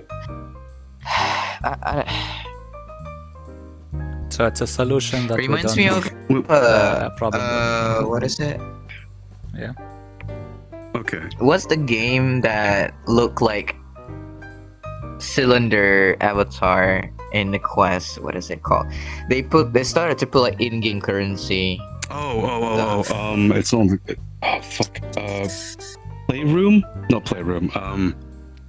Fuck. Rec The Room. one where you can Rec like Room. Rec Room. Yeah. Rec Room. There we It's go. Rec Room. Rec Yeah. Room. Yeah. That game died because of it. So Well, microtransactions. They started adding microtransactions to the game. Ugh. Yeah. Okay. Look, I think worst case scenario, what VRChat can do is you limit user rank of free players to known players. You limit uploads of free players to like 10 uploads. And that's basically all you can do, right? Without ruining the free player experience. Yeah. Because if they made any of the interactables a premium feature, that wouldn't work. So basically, in a general sense, the solution or potential solution to VRChat or any other free-to-play game is to, yes, you can put stuff behind like a paywall or a microtransaction or whatever, so long as it's not that important to the player, like an inconvenience thing or whatever. I think you're trying to make this work. No, because rather than listening to what I'm saying. No, that's so what you I'm said. saying is, right, the only way for a free-to-play game to be sustainable is to ruin the free player experience. Because I still think, by the way, limiting user rank, and I still think limiting your uploads to 10 ruins the free player experience. Don't get me wrong. But I think that's the only way it becomes sustainable. Yeah, I mean... Because by definition, you want to incentivize people to pay that $10, right? And so your benefits have to be worth something. And if your benefits are worth something, then by definition, being a free-to-play player makes you a second-class citizen. Yeah. So in that case, then the actual solution to free-to-play games is actually just make it free and somehow fund it somehow by some way. That wouldn't there wouldn't be any kind of paywall in the game. So it would actually be just a free game, not a free-to-play game. Or you would just don't do it. That is a social media take, which is dangerous. So if you're trying to fund a game make it free, then if something is completely free, then it's a horrible saying, but you are the product, right? So just like Facebook, the only way I see that working is if a platform, I'm not saying VRChat does this, but a platform starts selling your information to third parties, to advertising companies. That's the only way I see how a free game could possibly be sustained. Okay. Your attention. Okay. Then in that case, this is not ruining the player experience, but it is ruining something else from you, though. Yeah, and I think it's evil. Financially. But like, sure, yeah, we could do it. Okay, there we go. Potential bad solution for the person, okay. but good solution for the game. Look, freak, I don't know why you keep trying to make this work. There is a much easier solution. It's much easier. Just charge money for the game. Jesus Christ, it can't be that hard. But people want free shit. Look, World of Warcraft charged $12 a month for 15. anyone to play the game. It still has millions of players to this day. Yeah. Right? People will pay for this game. People have like over 6,000 hours in this game, alright? Yeah. They can't live without this fucking game. Yeah, but I mean, yes. And if Well, that's a different topic, actually. Okay, I think we've gone long enough on this topic. People will decide like how they think. About this. Basically, free-to-play games are all bad. There are no good free-to-play games. There's no good solution. There we go. Yeah. Okay, now let's ease things off with a topic that everyone will probably love. Of course, they would love, which is feet. What's wrong with them? What? People who love feet. I mean, What's we're wrong with them? paralyzed. No. I mean like send feet pics. What the fuck? Mm-hmm. Okay. You mean in real life feedback? Yes, like not Yes. VRChat, like feet pics. Like the Oh feed my God. category on It's like Pornhub. talking to a wall and trying to have it understand you. Fucking possible. Yeah, what do you think about it? If we're Stop. talking about kings or Kinks. Like why? But not Fucking the way. sorry, Let we me. had access to these topics beforehand. We could have prepared. He just hasn't. Anyway. Nobody prepares. I just think of the What? topics. what? Yeah, I know, but okay, Yeah. okay. You wrote the topics down. I saw the topics, right? That guy over there, right, read the topics too. I'm sure he did, right? He just didn't think of anything, right? It's all the head empty moments, Yeah. right? It's not because we spring this on him, right? He had fair warning. He just didn't bother. No. No, but okay. Let me rephrase the question actually, or the topic. Mm-hmm. So feet, the kink, like people enjoying feet in a sexual way. The question is, what's the appeal? Why do they like them? Regardless of you like feet or not, what's appealing about feet? What do you think the appeal is? The appeal is I don't know, because I don't really like it, but lots of friends of mine really like, especially like, oh, I like to be stabbed porn Alright, or text whatever. him right now. It doesn't Be mean like, that why do you they like like to feet? be like masochist or something. No. It's something what they said before. Mostly what they like about it is like you're making out and then using the feet as the thing, you know. As the object of pleasure. It's like a boob job. Yeah. It's like a boob job. It's feet. Yeah, that's the imagination that I'm going to right now. And Yeah, they but- said yes, Okay. it is true. But why is it attractive? Not what they do with the feet. Yeah, like why Why- does the pee-pee gets hard or the pussy gets wet because of feet? Exactly. Mostly exactly.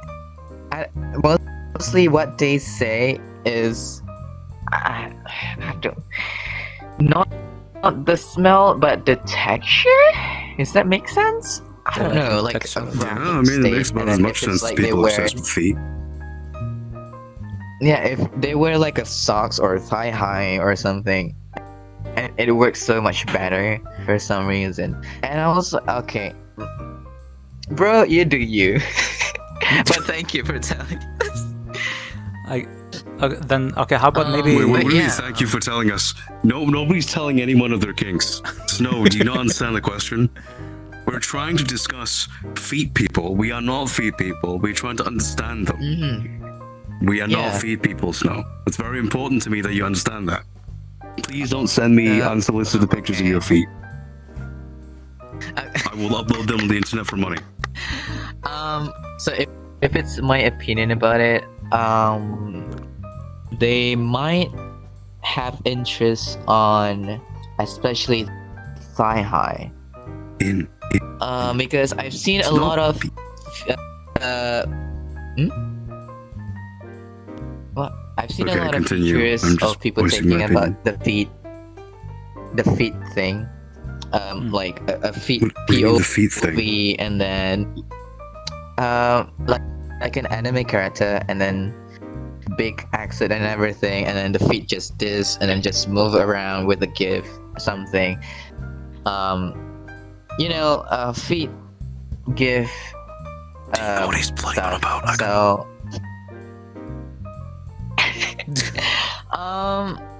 I don't know. I think maybe they like the thigh high thing. Okay.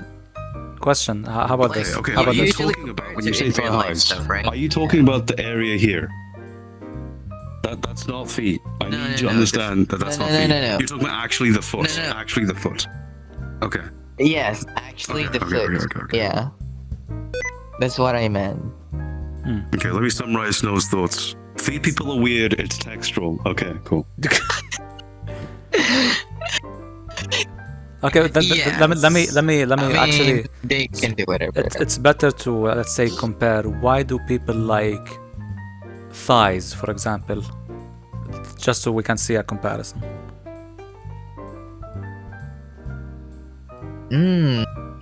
Thigh gap. Snow, you've repeatedly announced that you love thighs. So fluffy. No, that's Okay, yeah. right Yeah. Why do you like thighs?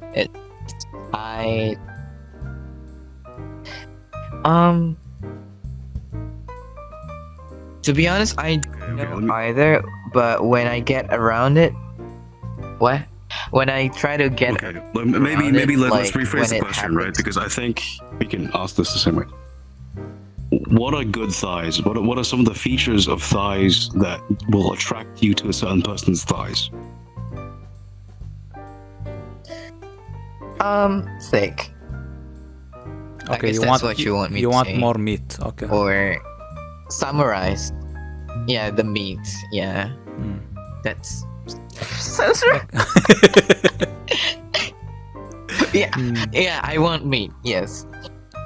Okay. So we found one thing that people like thighs because people like meat. Okay, especially like if there's a thin body, but there's a nice pair of meats on the bone.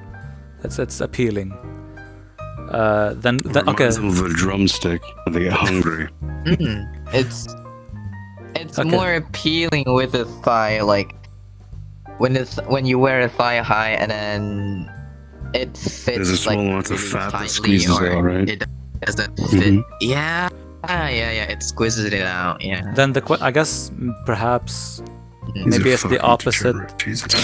Maybe it's the opposite with feet. I guess there might be one element in feet, like in the thigh case, it's like the meat.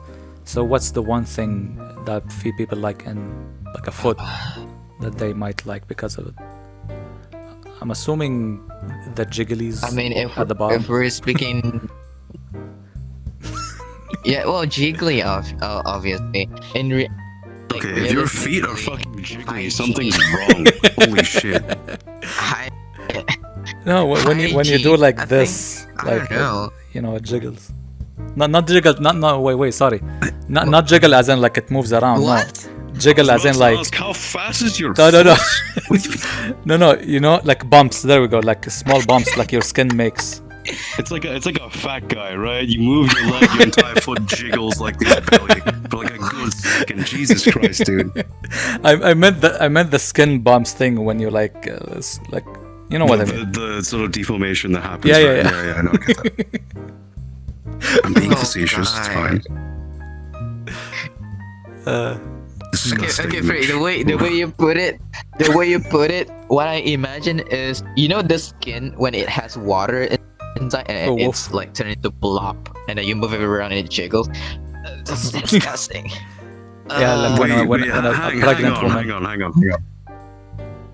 okay, so I know about the fingers. When you wet your fingers and you swim, right? Your fingers get like the skin gets all weird, right? Wriggly. I don't know if it jiggles for you. How loose is your skin? Huh? Wait, No. No. What? No. What I imagine is there is a couple of cases where at your hand and then water get inside or something. I don't know. Like a yellow liquid. And You it mean like turns a to boil? big enough? Like a boil. Right? What the fuck Like is a between boil? water get. Okay, say you injure your hand, say you burn your hand, right, and you get a boil on your hand, Yeah. where water seeps in Yeah. between the skin and the flesh. Okay, Okay. that makes more sense. Yeah, that's what I meant. That's what I. Okay. He's fucking deranged as shit, right? That's his first image. He's like, oh, it's like a boil in your skin. Like, oh, god damn, that's Okay, wait. fucking Okay. nasty, bro. Okay. So I come a little bit speed up, I guess. Frosty, why do you think people like feet? All right, I'll summarize it, right? I'll keep my ranting to a minimum, right? Feet people are weird. I don't understand it, but I can try to. Try to understand. Right, Yeah. and I'm gonna draw allusions to the ankles or the armpit in the medieval era, right? Why that's lewd and why we still think tits are lewd, right? It's because you don't get to see them very often, right? I think body parts that we get to see very often are normalized, and so body parts that we don't see very often are often fetishized. Okay. It's like That they're makes showing sense. you a part of themselves that they wouldn't show other people. It's like an intimate thing. Or when you look at other people's feet pics that you don't know, it's like a naughty thing. Yeah. Yeah, I can see that. Like if you go to like villages in some parts of the world, like where like women are walking around without covering their tits, like the men are like, and The men are like, it's all saggy anyway. Sorry. okay, Look, fair the point. invention of push-up bras, right, have elevated titties to a point where no real middle-aged plus woman could truly be, you know? Yeah, The cleavage is a beautiful thing, but it is a lie. It is alive by the vast majority of people. okay, yeah, I get your point. Okay, yeah, that makes sense. In my case, I see it as how I see it, like as what Snow pointed out, which is like a domination kind of thing, like step on me or whatever. Another point, I see it as the reverse, like so. The content that I've seen is where they're kind of like laying on their back and the feet are up and they enjoy the feet. There's 2 points. You mean like a bottom kind of thing? Yeah. Yeah, so I see it as two things. One I is see. the submissive in a sense, like how animals are, like submit and you rub their bellies. So that's how I see it. That's why they like feet. It's a sign of submission. Another sense is they like feet also to enjoy, like it's a tool to enjoy themselves while they're enjoying the rest of the body, while like using one of their body parts. That's how I see it. Like I that's guess so. another reason. That's how why Yeah. I enjoy it. Although I can agree 100% with that, but yeah. Although the one thing, this potential reasoning wouldn't apply if they have like a curtain and they're only putting their feet, like here's my foot, that's the only thing you're getting and that's the only thing you see, and they still enjoy it. That's where things are lost to me. I actually don't know at that point. I mean, okay. I mean, it can be explained by you don't normally see feet, and feet are more or less a private part of your body, right? Yeah. So if you see someone's feet pics, you're like, oh, I'm being naughty today. They didn't want me to see this, but I'm seeing their feet. I'm seeing an intimate part of their lives. Yeah, And people actually, are freaks, and so they're interested in that. Yeah, I mean, yeah, with your logic, yeah, then the only feet Might thing be. makes sense. Yeah. Okay. Mhm. Okay. Maybe in the next like a podcast episode Hey, we'll talk about. OnlyFans, you should make a site called OnlyFeet and sponsor us. Hell yeah.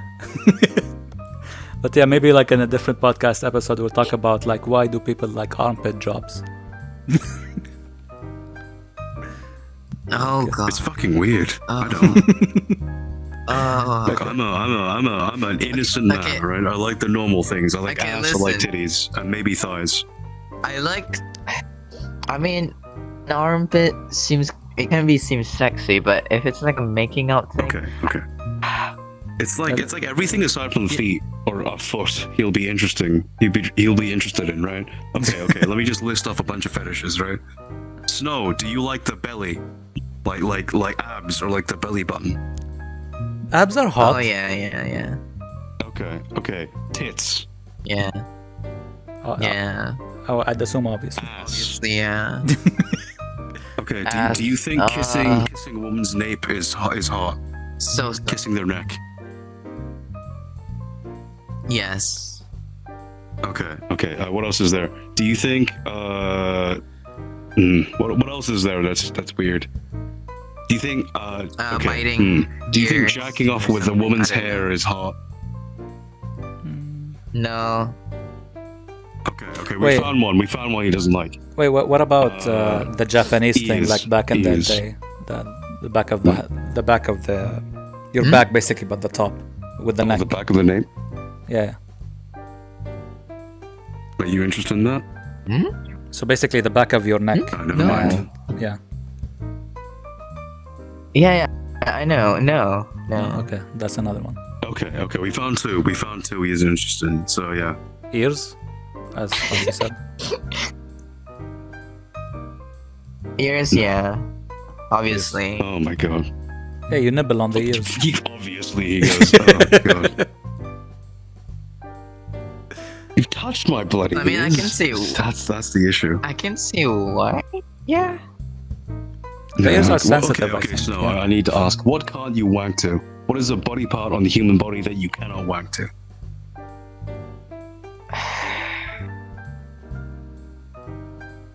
He doesn't know. He can't think of maybe feet. Only feet, or if it's about farting. Like think about farting ass. Like I mean, I don't mind people. Like I don't mind people sit on me or whatever.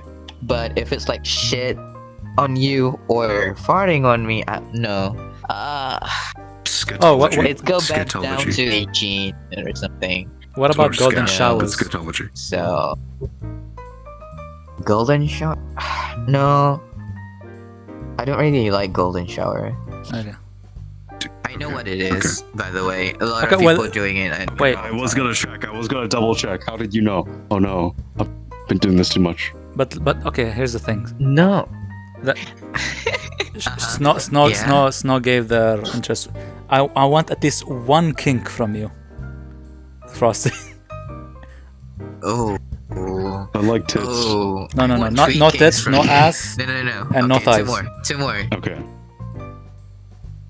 Something abs are unusual. Cool, I guess. I don't have that many unusual kinks, dude. Abs are cool. There we go. Okay. How about this? The least thing you would at the end like okay, I'll do it. You mean like a backup plan? Yeah, like your partner wants you to do something and you'd be willing to do it, but you're resistant, but you would do it.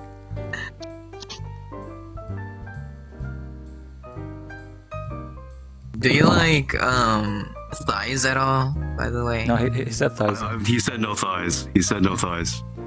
But he knew I like thighs. Yeah. Like any normal, sensible man. Dude, I don't know. Like, just list shit off and I'll see if I'm into it. Would you, if she asks you to do her hair?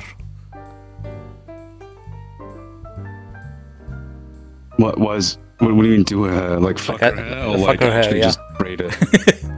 No, that's weird. Okay. Here's the thing, right? I'm not a brave man. But if I love someone, I'd be willing to do a lot for him, right? I wouldn't be into it, but like I'd be willing to do a lot. That's all I'm saying. Okay. I can hear. So if she really wanted me to, I would fuck her hair, but I would not be into it, right? And I think the question is something that I would be into. Yes. Okay. So I would fuck her hair if she really wanted it. But that's because I'm doing it for her, right? Not because I'm doing it for myself. Would you do our armpit Yeah.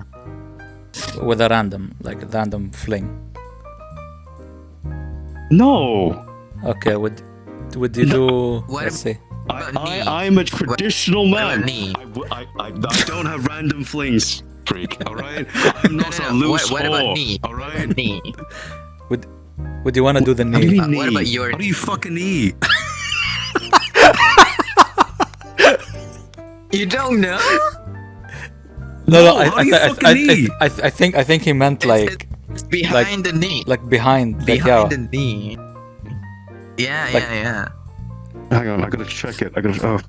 You gotta check it. What's there to fuck? Like no, like you, wait, look at me, look at me.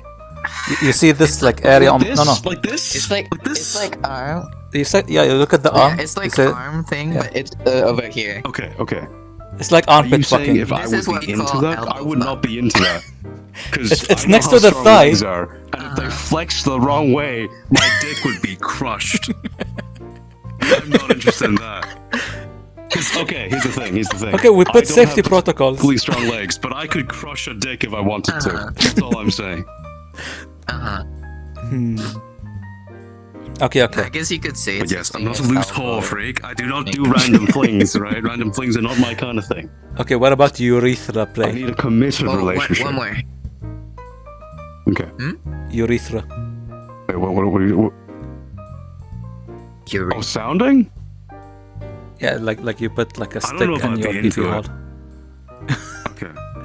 I don't know if I'd be into it because I've never tried it. I'm open to trying it. You're curious more than anything. I tried. More like I'm not it, afraid of it. but first time no. First time no. First time This is how you said first just time. like a- There is a second and a third. well there is, but it's not like I want to get used to it. It's just weird. It's I don't know. But Frosty, what about tentacles? They're not real. How do you fuck no, tentacles in real life? No, for a male No, it's no, easy. no. They Just have a suction cups, you know. You just wrap it around your. Yeah. Disgusting.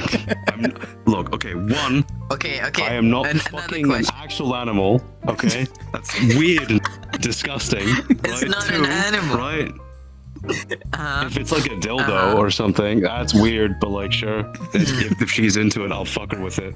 Right? Okay. Right. How about this? That's weird. How about this? There's two Would you use a questions. dildo on yourself? Ooh. Anal masturbation for you, basically. I don't know. I'd use a what's the prostate massager called? I'd use a prostate massager because I think if there's a button, you should push it. Yeah. Okay. Massage. Okay. Good. Hell yeah. Okay, we Yeah. found something And reasonable. it Okay. goes like this. I don't think it's weird though. I think it's pretty normal. Okay, look, we here's the found thing. something. We There's found a button in the human body. Yeah, right? If you don't push it, it's a missed opportunity. That's what I'm saying. Oh yeah. And just for people to know, like yes, it's a kink the thing. G-spot.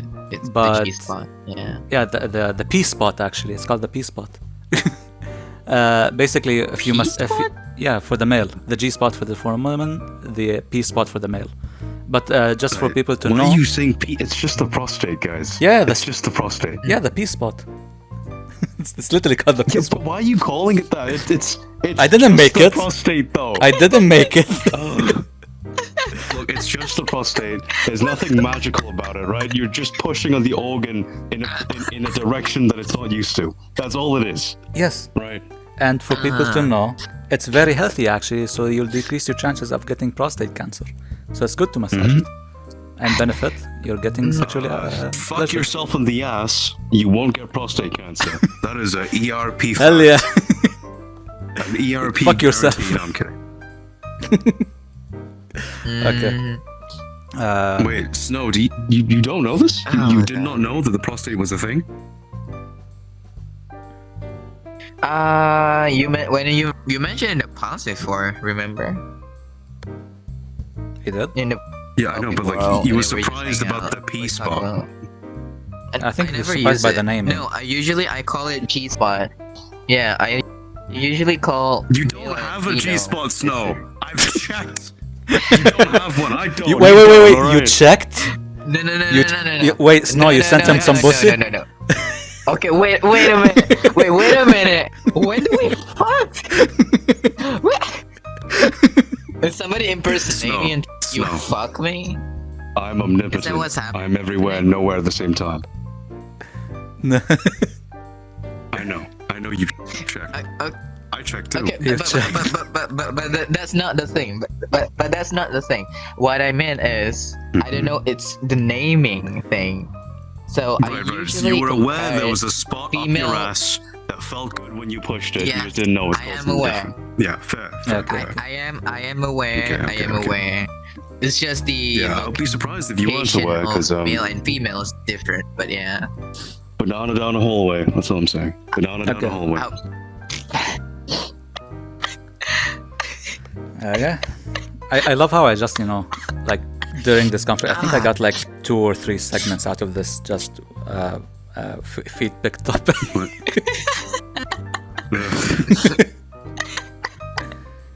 God. Oh Okay. god. Now, At least we got something. No, at least we got something out of Okay. Frosty. all whatchamacallit. Taking notes. Enough with the sexual taking notes. Enough with the fun topics, I guess, or the non-monetizable content, and on to the normal topics, which is Oh god. what's an old game? I mean, we have a lot of remasters since, I don't know, like 20 years ago, and they've been increasing year by year. But let's say, what's one old game that deserves a remaster to you? Frosty, go. Like a proper, Dumb question. Bloodborne. No, really?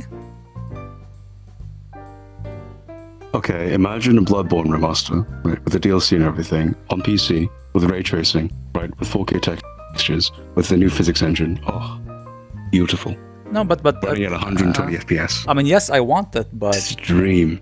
I definitely want that, but it's more like a natural push to PC that these things might be included. But I guess, but I think that's like a small upgrade, Maybe. Okay. If you're talking about like a full remake, Like for example, when they announced like The Dude. Witcher 1, they're gonna remake it in Unreal Engine 5 and like redo everything. That's what I meant, is like it a weird that I remaster. really don't care? Yeah, but like a real remake. Okay. Dude, I don't know. It's a tough question. I guess maybe you can couple it with your favorite game from the past, like real past. I guess you really loved. Fuck, that's a tough one. I mean, it'd be really cool tough to see the first game I played. And okay, I'm gonna take your question and change it a little bit. I would love to play Half-Life 2 and Half-Life 2 Episode 1 and Half-Life 2 Episode 2 on a modern engine with remade graphics, with retooled story, right? Let's call it that. Yeah. So that there is an actual ending of some sort. It's not just a cliffhanger. Okay. In VR with ray tracing at 100 plus FPS. That would be amazing. Yeah, fair point. I mean, I guess it's basically like you wish you had the guys who did Half-Life 2 VR mod, but if Valve actually took it and basically put it in the Half-Life Alyx engine, or like with today's standards. Yeah, pretty much. Yeah. Well, that, and I wish we got some writers and we could change the ending a little bit, right? Because the ending right now for Half-Life 2 Episode 1 and Episode 2 is more of a cliffhanger than I would want it to be. Yeah. I kind of want some finality to it, if that makes sense. Closure. Okay. Yeah. Nice. Okay. Snow, got any old game that you want like properly remastered, like full on new engine, new graphics, new visuals, new, like the whole shebang? Usually they already made it, by the way. Oh, what is it? For example, Resident Evil 4, Metal Slug, Legend of Zelda, Breath of the Wild. They already make it a like more graphical thing. Wait, hang on. Breath of the Wild is not a remake. It's a sequel. But yeah, but the Resident Evil ones are. But it's like if I really want to Res 4 is a remake. That's true. Stuff is What about Majora's Mask? That could be good. it's really hard. Yeah, the A Link to the Majora Past Mask was a great remake. and A Link to the Past too. Yeah, Well, Link to the Past has been remade though, right? because I play I Kind of. think so. no. Wait, the 3DS Yeah, it one? has been. Yeah. I don't think I never. No, I'll find it. It's still in. It's on the Switch. Thing. Ah. Yeah, it's, Yeah, like I yeah. was saying, it's still in Nintendo.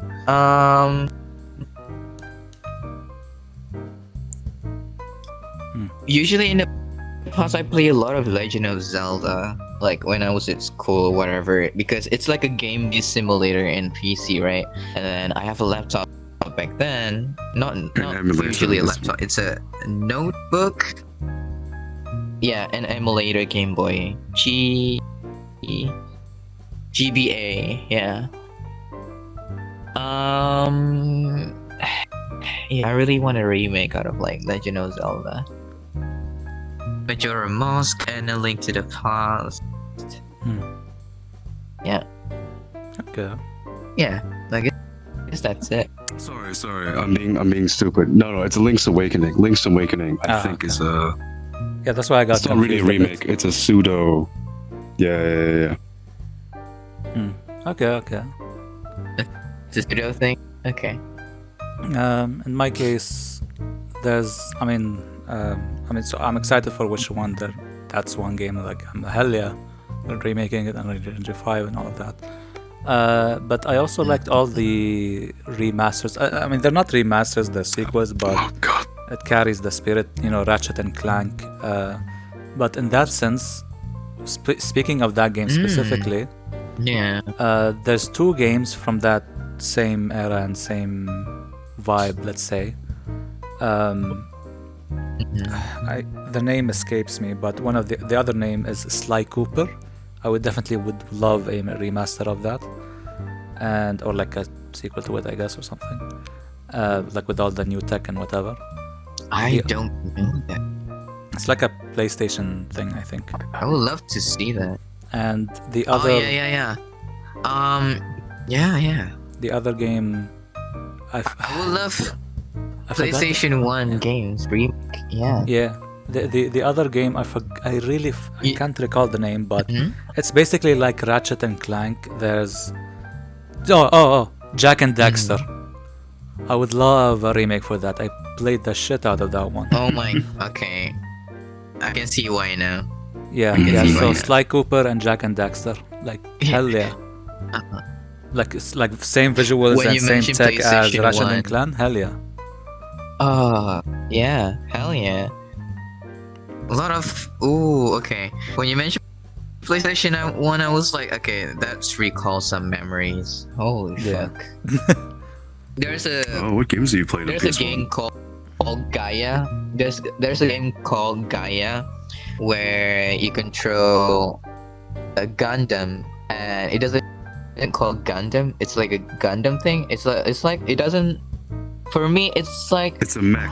What you're looking for is mech. or no, I mean the combat thing. I can't really say. Yeah, I know, but a Gundam is a Souls-like, type of mech, but, right? It's either a Gundam or not a Gundam. Yeah, it's a type of mech. Wait. It has some good mechanics and stuff. Is it Armored Core? Armored Core is a Souls game because it's made by From Software. I mean, the game back then in PlayStation 1 is called Gaia.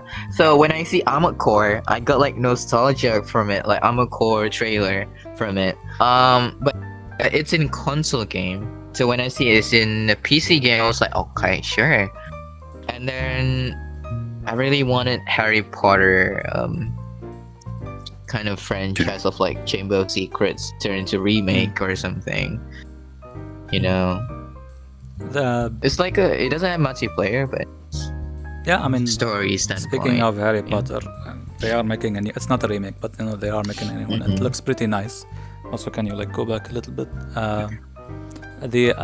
When you Yeah, he doesn't want you too close to him. when you actually mentioned the mech things, yeah, no, it's good now. When you mentioned the mech thing, I remember the series. It's called ZOE. That I would love a remake of that, like an Unreal Engine 5. Oh boy, that would be fun. Where like they have the cockpit and their dicks and the mechs. Oh, okay. Now I can see. Yeah. Now you remember it. Wait, okay. Yeah. Holy shit, it's a really long game. Yeah. Zone of Old the game, Enders. sorry, not long. Okay. Oh my goodness. Well, I guess that's that for this topic. Okay, moving on to VRChat stuff, and there's only like 2 of them. 2.5. The first one is, what do you guys think about education in VRChat? So like, I know there's education right now, like people learning sign language or people learning about whatever or doing workshops. But yeah, what's your thoughts on that? And what's your thoughts on just general people like in real life? So let's say some schools would do education through a VR platform. Like, yeah. I've been in community. I mean, until now too. To community with this exchange language or stuff, and then sign language community. But the degenerate stuff, I don't know. Maybe young kids trying to play VRChat and they don't really want to play the game much. I don't know. How the fuck they do homework? Look, it's not me that goes off topic, right? He went from language education to immediately the degenerate stuff that you learn about in this game, and the kids shouldn't play it. It's not just me. No, wait, I got confused. What do you mean? But yeah, like, back to kids the point. and kids and degenerates? He doesn't understand the question. Like, is what's happening. I don't know if I don't know if I misheard or something, but No, just if it's education, like just you're learning doing in homework VRChat. and Yeah. you're learning something outside VRChat, but in VRChat. Is that what you mean, or Let's say I'm gonna that fucking shoot myself. Hang on. there's a workshop about learning ACL, like sign language, or a class about learning about Bitcoin. ASL. okay, ASL. okay. If it's only about that, then it feels good because I took part in it. What? No. It's 2 days. I can't remember the schedule, but yeah, it's a really good community. What would you like to and learn? I love it. Oh god. in Yeah. VRChat, if somebody can make it for you, like, and have classes for? Every language, I guess. Language. Because in Cool. VRChat website, yeah, because in VRChat website, you can't. There are some language aren't available there if you try to put in your bio. So I was like, I see. I can't put Malay language there. So, yeah, more languages, I guess. You want to learn more languages in VRChat? Just speak English. More languages, more kinks, more people like Frosty, if it's possible. Learn more everything. Yeah. Business. Or yeah. Yeah, business. What do you mean more? What do you mean more people? Like, okay, do you want me to learn more languages? I already speak 3, right? No, I want a clone of you, the one that would stick beside me, and we could fuck every day. That's what I mean. Yeah, fucking business, you know.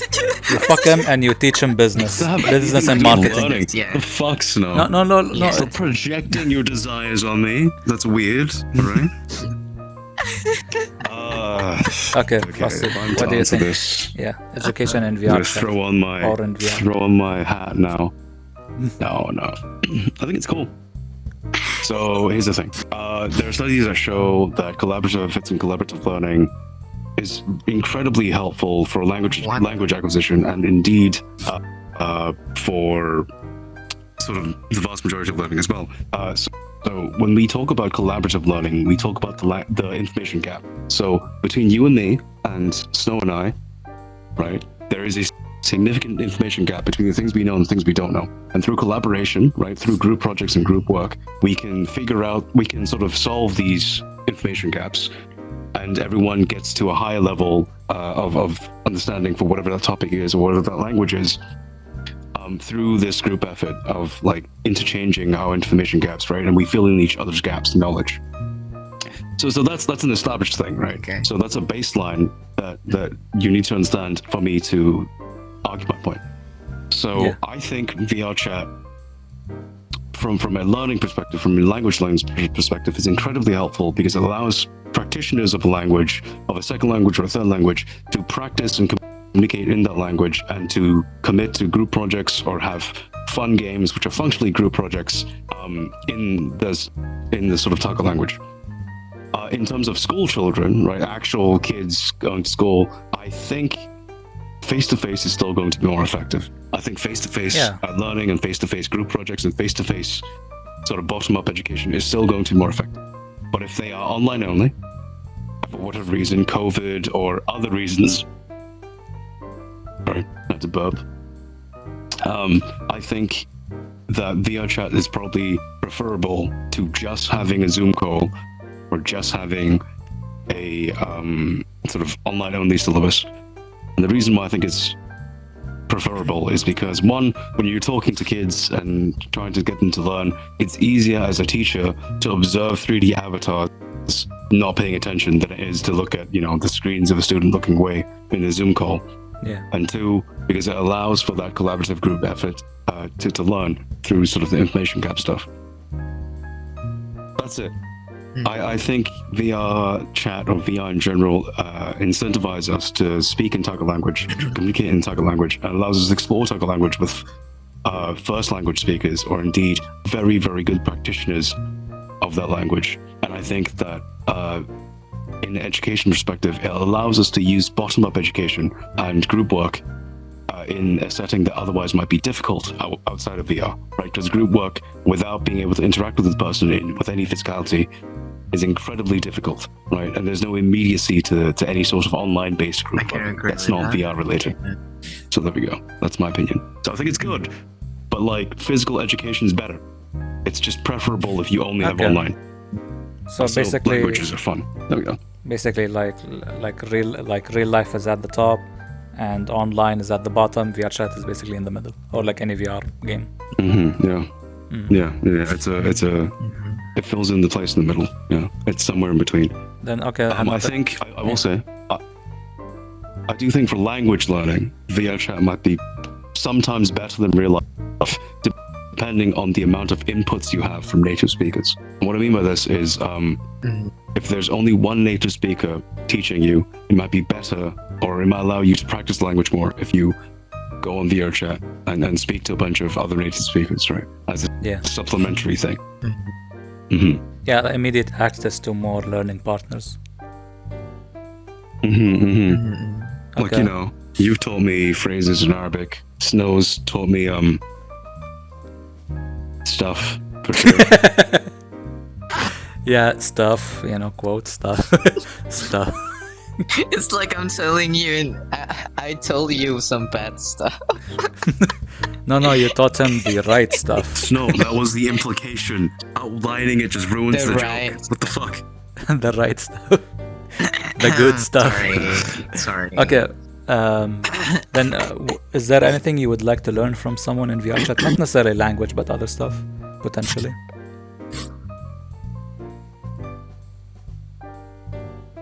Like through VRChat as a platform, or someone that I know on VRChat and I want them to teach me on Discord or something? Through VRChat, I guess. Yeah, I think that's the main point. Outside of language or ASL, Ninja Gang Signs, not really. Maybe like, I don't know, economy, politics, potential science equations. I mean, I mean, it's better but outside, like, but yeah. I mean, okay, it could be interesting to do that, but I could also learn all that stuff from like a face-to-face course, right? Outside of VR, Yeah. face-to-face call. But let's say you're like lazy and just want to chill at home and do that while being in your lazy state. I mean, okay, yeah. If I'm lazy, if I wanted to learn about politics and stuff, yeah, VRChat would be pretty cool. Okay. In my case, I think it's pretty cool, and I think it's definitely more engaging than any like Zoom or whatever call. Plus, I mean, in the teacher's perspective, if you can have your class in VRChat, I think you'd have way more engagement rate and more and less of them like opening up YouTube or like opening up some anime and ignoring the whole class. Like, yeah, and it's kind of more like an actual real life interaction, almost, not of course the same. So it's also beneficial to the teacher trying to like teach people whatever subject they're trying to teach. In my case, what I would want to learn from VRChat, if I like given the opportunity or something, I guess maybe like historical stuff. Like learning history or learning monuments or whatever. People like would create the worlds, and it's like a tour thing, because people might not have the finances to actually go to these places. So if someone would recreate it in a VRChat world and someone would like guide them, this happened here and this happened there and all of that stuff, that would be interesting. Yeah, that's one point. I think there's a lot of... I mean, I could do that. Yeah, you can. I have a history degree, sort of. Yeah, I mean, look, Hong Kong is somewhere outside of this world. Please make a one-to-one recreation of ancient Greece, right? Roughly 700 BC, that'd be good. Thank you. Amazing. Yes, I want to explore. I'm not making Teach that me, shit. Frosty. I mean, look, you can probably find a 3D scan of Hong Kong, and then you just take me through Hong Kong in preparation for me to go. There's nothing interesting in Hong Kong. There's like, here's where the British sold us opium. Here's where they fought us. Here's where the Japanese No, wait. for like 3 years. I didn't mean that. I mean like actual right now recreation. And you just tell me, hey, where's the Hong Kong? Where's the McDonald's? Where's the tattoo place? Where's the translation place? Why would you want to know that? There's no translation place. Everyone speaks English in Hong Kong. Okay. You just tell me where all the nice places. So basically, I'd get an image before, right. So I wouldn't get lost or something. Okay. I'll take you to the restaurants. I'll take you to the clubs. Yeah. And by that I mean like country clubs, not clubs. I'm a good person. I don't go to clubs. Hell yeah. Kidding. There's nothing wrong with clubs. I just don't go to clubs. I think I'd enjoy more country clubs than just normal nightclubs. Yeah, look, we can go play tennis, and then we can have a nice curry. Yeah. And then you can go to a spa. Yeah. Get your nails done. Get a massage. Oof. No happy ending? Sorry. No. Fuck. Okay. No happy. Degenerate soul. Sad. I would imagine in Frosty be like go to massage and then happy ending at the end and be like Okay. Sorry. Snow. Sorry. Snow. Okay. If I wanted a happy ending, I would just hire a whore. Why would I go to a massage? Why would I go to a shoddy massage parlor? You're right. No. But why not? I mean, why not have a good massage, then have a happy ending? Why not both, Because people specialize for a reason, freak. They can specialize for both, why not? There's 2 specializations. Because that's not how that works. What does? Because, look. Kind of true, yeah. Jack of all trades, master of none, right? I'd rather hire a master of one if it means whacking me off. Wait. We can have 2 people, by the way. Look, if you're a whore, right, and somehow you need to sell your services as a massage parlor, no. You're not that great of a whore. No, look, what I'm saying is, there's a massage place, you have 2 staff members, one that'll do the massage and one that'll give you the happy ending. Both are experts in their own field. Right, I know, but I'm saying, here's the thing. If you're a whore, or an escort and you need to sell your services at a massage parlor, you're not that great of an escort or a whore. No, okay. Let me change the scenario. Let me change the scenario. I came in and like you're an expert at giving massage, and then I came to Snow and he's an expert at giving hamana. And then I'm like, oh, I got a great business idea. Hey Frosty, wanna come in my business? I'll pay you well. Hey Snow, I'll pay you well. Come to my business, and then there we go. Okay, so in that situation, I think if Snow was halfway decent, he would be able to make more either by himself on OnlyFans, or by himself working with VIP clients than he would be able to at a massage parlor. Mm-hmm.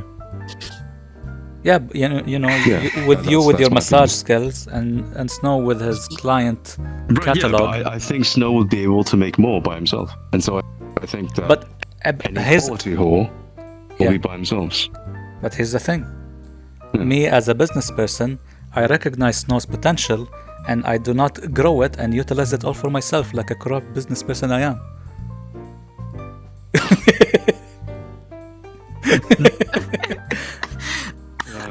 Then okay. Okay. In the circumstance that the whore, in the circumstance that Snow is a blithering idiot, then I can see that working, and I can see that being a good time. No, I'm just good at concealing their potential, It's like, no, Snow, you need to do more. You need to. You're still not good enough. Idiot for staying with you. Yeah, I agree. But no happy endings. That's just cringe. Okay. What do you mean, cringe? Damn. It's a happy ending. It's not good.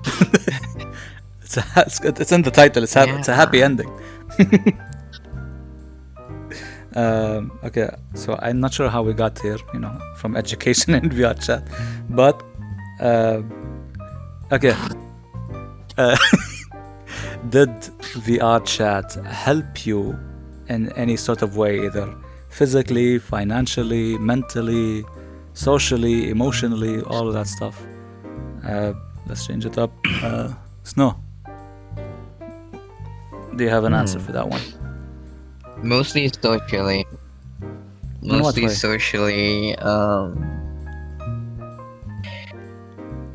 Well, it's a social game, making friends. Yeah.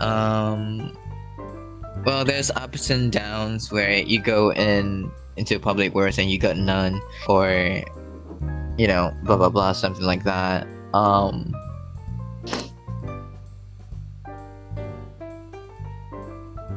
I can't really say because and how, it really how helps did it... me much in real life. Like I have like I'm a little bit more a shut-in. Mostly people call me like I'm a girl or anything fucking like that. Sleeps in VRChat. When it comes to, why am I not surprised? When it comes to when it comes to VRChat, is where you don't literally have it in your own house, like all this stuff, like the couch and everything. So only in VRChat you can feel this sort of, I guess, rich status. No, not rich status. I mean like something that you can try to compare to in real life. Like how much is this couch? How much is that table? How much is to build the furniture and everything? But in VRChat, everything is like, it helps me to some sort of guide myself in real life a bit, to like my schedule with friends a lot better. Not sleep schedule though. Making new friends. How do you say events thing? Meet up. Like usually, I haven't think about content creator stuff unless I know. I haven't think about content creator stuff until friends started to, hey, you're good with language, you're good with like doing some certain part of voice. Why not you do this? Why why not you do that? No, not only freak, by the way, Frosty. Since last year, that's why last year I started to stream some stuff, but not VRChat stuff. Just stream some stuff, and only this year I started streaming VRChat. I think around June, July. But yeah, it taught me something. It taught me a lot of stuff. I think that's why one of the main reasons to not let. It doesn't make people like quit the game much because the game teach you a lot of everything. Yeah. No. For summary, I learned something. Yeah. Okay. Yeah, So I'm from gonna what put I a full understood, stop on this thing. from what I understood, In is- summary, or to summarize, right? Jesus. okay. I learned something. Yeah. So, 3 okay, words. so from what I That's understood good. is basically it helped you in a way that you met more people than you generally could have, and these people helped you be more social, and the game in general helped you experience worlds that you couldn't have in real life, which made you more less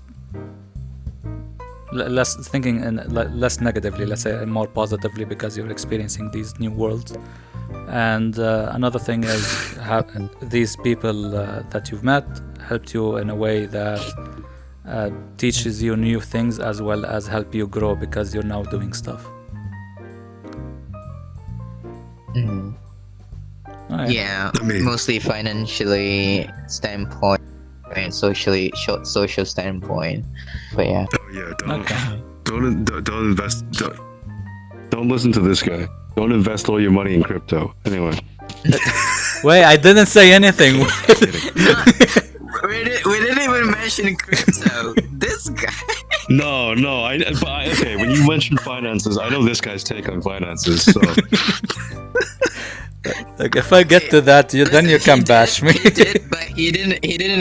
all right. He didn't even like, hey, Snow, you should do crypto. No, he just he put his idea like in front of me and then lay it out like a advertisement, right? And I can see it goes well, every single thing I know. And then I took that idea to the part like maybe I could do something but not crypto. Maybe I can do something in VRChat, mostly Unity. So something that I can translate it to my own understanding. I think. why? Does that make sense? It's so weird. know. So yeah, Freak laid out his crypto plan, and I thought I could do something similar, but not crypto at all. And then I thought he was going to talk about finances. No, he talks about Unity. Yeah. Fuck, bro. Look, Yeah, look, I mean, not in that way. I mean, he makes something. Like he wanna do something. Right. That's what I mean. Kind of like feeling. Okay, You know. okay. How should I? I think actually that's a good message, like in yeah. terms of how I'm just gonna quickly go through it. It's how like people look at crypto. Oh, yeah, that's a great idea as a crypto project. I'm gonna do the same thing, but without crypto. Thank you. I think that's how people see crypto. But anyway, so Look, it's not just me. The conversation meanders because he randomly changes topics, right? Okay, yeah, that's all I'm saying. staying on Like topic. this. Staying on topic. Yeah, so Frosty, okay. yeah, any help from VRChat, financially, mentally, all of that stuff? Mentally, I want to say not really, because I've always been depressed. I'm even more depressed in the chat. So, Oh, woof. I'm kidding. If I was actually depressed, I wouldn't say that, obviously. Yeah. Financially, it hasn't really dented me. I've spent money on VRChat or VRC Plus, advertising, that sort of stuff. In terms of learning, I've learned Unity, a bit of Blender, and so that's been good. And I think socially speaking, it's allowed me to meet a lot more people that I wouldn't otherwise meet, right? And people with differing opinions. For example, like your opinion on crypto was enlightening, right? And sort of Snow's opinion on sex is curious. Curious. Yeah, that's about it. That's one thing you can learn from me. fuck? I feel disappointed in myself now. Holy shit. I will say though, in my eyes. Holy. sometimes I feel bad. And this is a personal thing on VRChat where I meet people and I do a bad thing of assuming that everyone in VR is like middle class up, right? Because you can afford an expensive VR headset. And that seems to be a mistake. A lot of people can't, which it's not that it bothers me, but I've definitely made sort of not unfair comments, but insensitive comments because of that, because I come from a privileged position. And like for that, sort of I apologize. I think that's what it is, right? It's interesting to meet so many people from so many different stratas of life. Yeah, I think that's a good thing. Because like now, I guess you're more aware or more conscious of meeting people at different levels of incomes or different lifestyles or whatever. Yeah. But even it's not wrong for you to say that, but even with it's not wrong for you to. I mean, you know what else is what's wrong for me, right? I did not realize people could be as poor as they could be. Yeah. And afford a VR headset somehow. Yeah, that's still confusing to me. I know. Yeah. But okay. For reference, no harm, no foul. I think I don't know if it's a smart financial decision to buy a VR headset if you don't have enough money to do basic stuff. But like, hey, if you like VR, I think paying for a hobby is fine. But no judgment from me. I can't judge you. I come from a different position. So, but it's interesting to meet these people though. Yeah, I mean, I saw that meme where I'm not sure if it's true, but it's like a poor person, like a homeless person in the street, but he has a VR Quest 2 playing it in the streets.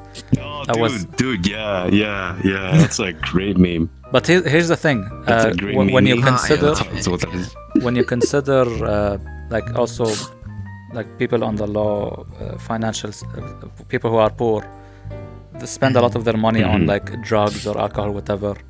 I mean, if they're buying a VR headset instead, I mean, hey, that's a plus. I mean, yeah. Okay. To be fair, this game does have an issue with drinking, so that's maybe. Well, not people unique. have an issue with drinking. No, I agree. Spending money on VR is probably more helpful than spending money on alcohol. Yeah. But you can also spend money on not drugs and alcohol and not VR as well, right? Yeah, step by step. All right. Okay. Yeah, no, I agree. Look. VR is not a vice, but it's not the best thing you could be spending your money on, which is what's surprising. Yeah. Because I make the assumption, and I think it's an unfair assumption. I think that at this point I've learned it's an unfair assumption that everyone's gonna have like a 3070 or above, right? Because if you can afford a $300 headset, you can afford like a slowly but $1,500 PC. To your point about feeling bad, like people having different financial levels, I don't think it's an issue. I think it's an issue where it only becomes if someone denies or someone oversees the other person's outlook on their position. I'm not sure if I'm saying the sentence correct, but basically in an example sense. Like for example, if I interact with a rich person and I'm poor, and he's like, let's do this, go to this 10-star restaurant and like spend $1,000 on this on a plate of food or a piece of chicken, I'd be like, you can go ahead and do it. I can't afford that. And I'd be like, oh no, let's go to something. Then he'll reply with, let's go to some place where we can afford it together. I think that's the best interactions like between these two levels can have. Yeah. Sure. I've definitely done the opposite of that. The opposite of that issue a lot. I've been like, I have never expected you to pay for it. It's fine. Let's go. I mean, actually, I have that issue a lot with like financial standpoint, but yeah. What do you mean issue with that? I mean, I can't. No, if I say it about this, just say the funny words. It's insensitive. No, look. People like, can get from Frosty very insensitive mhm. stuff, but we clear it out. It's fine. You can say stuff and we clear it out.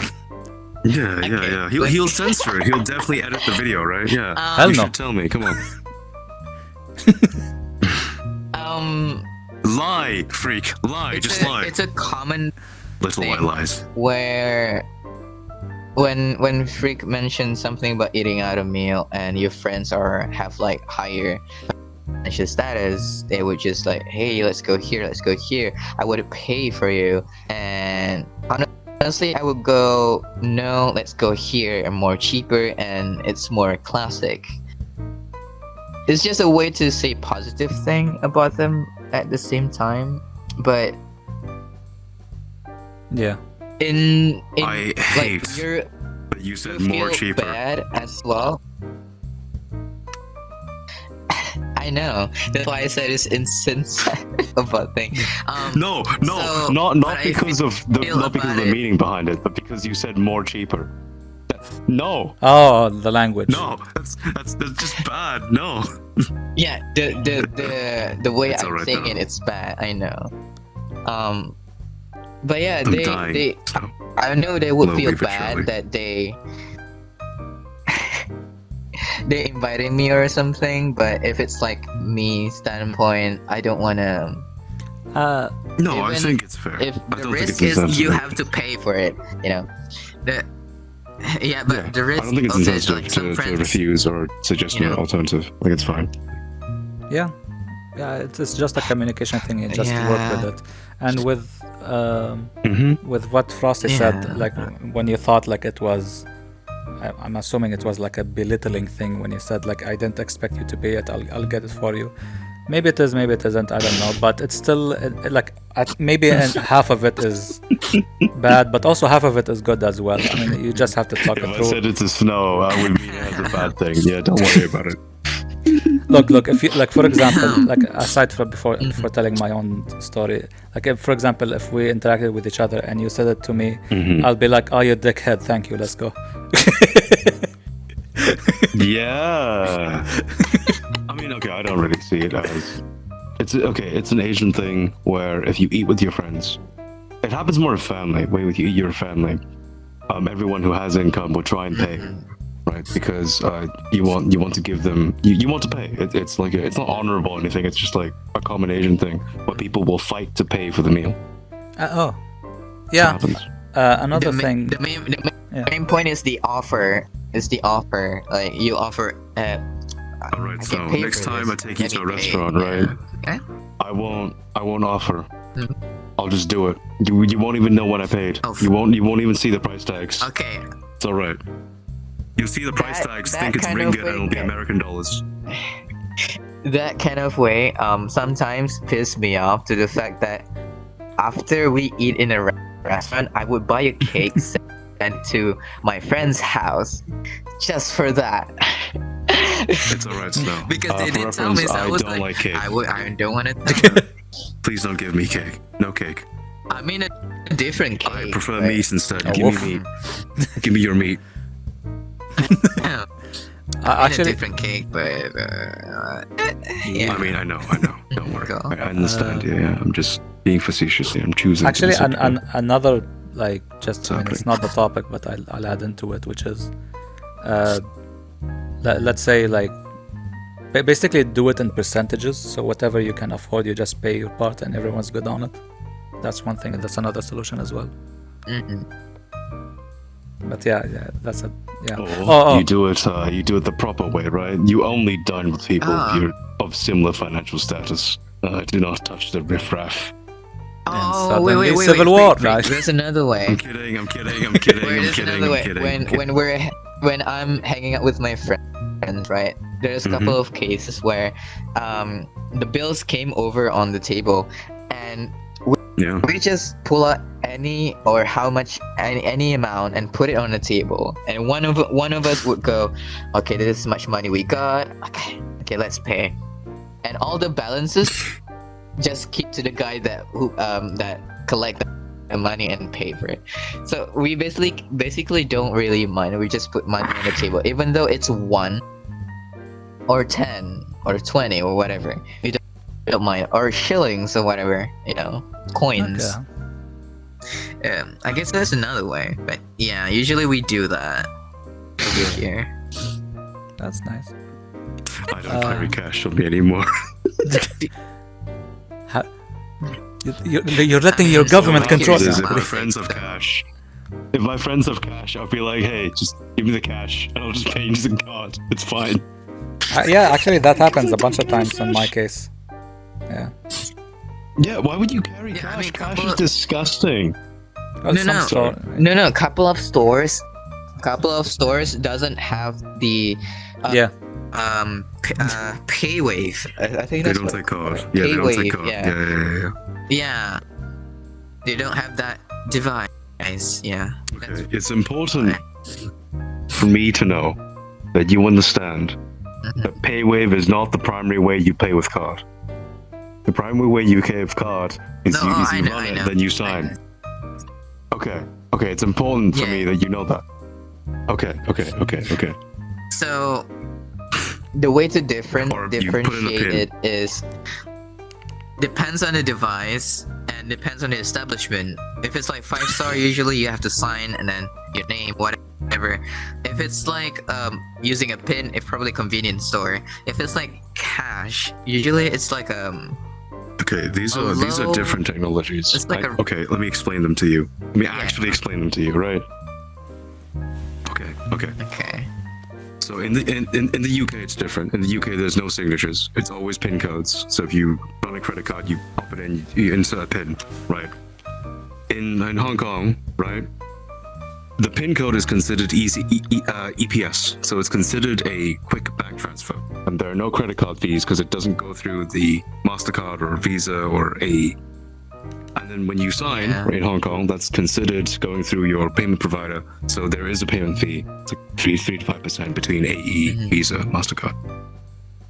When you do PayWave or contactless or whatever, that also goes through your payment provider. But the reason why you sometimes can't use PayWave is because there's a payment limit, and that limit is anywhere, I don't know how much it is, but it's like 150, 200, or maybe it's like $300. It's something like that. There is a PayWave limit, basically, and that's why you need to sign sometimes. Yeah. Yeah. I get that. Yeah. Okay. But yeah, Freak, you usually like if you eat or you go somewhere or like hanging out somewhere, would you go to a restaurant that have like sort of devices or just use cash in some restaurants? Most places that I go to has the card option, but some of the stores that are near my house don't, like a small convenience store or whatever. Sometimes don't have it. No, we have a lot of stores here that are cash only as well, and when that happens, I'm like, hey, I'll just bank transfer you the money. Can you pay for me? You don't want to take out cash. Because cash is dumb. Well, I mean, I have an ATM nearby, so I just go take out cash. Yeah. No, I'll go to an ATM and grab cash if I really needed cash, but I prefer not to pay in cash because Also, it's messy. I just realized that I would too, to be honest. Sitting but yeah. on a chair, when I slid down a little bit, I looked like a fucking gorilla or something. You're gonna see it in the footage later. I know, I saw that. Yeah. Oh, you saw that? From this side, it looks so scuffed. Yeah. Okay. Well, aside from, I mean, so that's more. Jesus, there's a lot of topics this podcast. Generally speaking, just I guess quickly, how did VRChat negatively impacted you? Frost. Oh, me? Yeah. It hasn't really. So it's all positive? Look, I've always been a gamer, right? I've always been a gamer and an internet guy, right? I've always been, perpetually online. So I've never gone outside. I still don't go outside. I've never had a consistent sleep schedule. I still don't have a consistent sleep schedule. I used to hang out on Discord. I now hang out in VRChat. So it's kind of the same. Like nothing really has changed, honestly. I mean, negatively speaking. I mean, you could say you met some bad. I mean, I guess you could. I don't know. Did you encounter more bad apples than others? I've met some bad influences, you know. Met some bad influences, you know. I've met some bad influences. You know, I've been exposed to titties without my consent. But like, I don't mind that. That's whatever. Okay. I think most of the impact VRChat has in my life is positive. Yeah. That's nice. I don't think there's much negative, honestly. Okay. Snow? Any Because I've been negative? crashed a few times.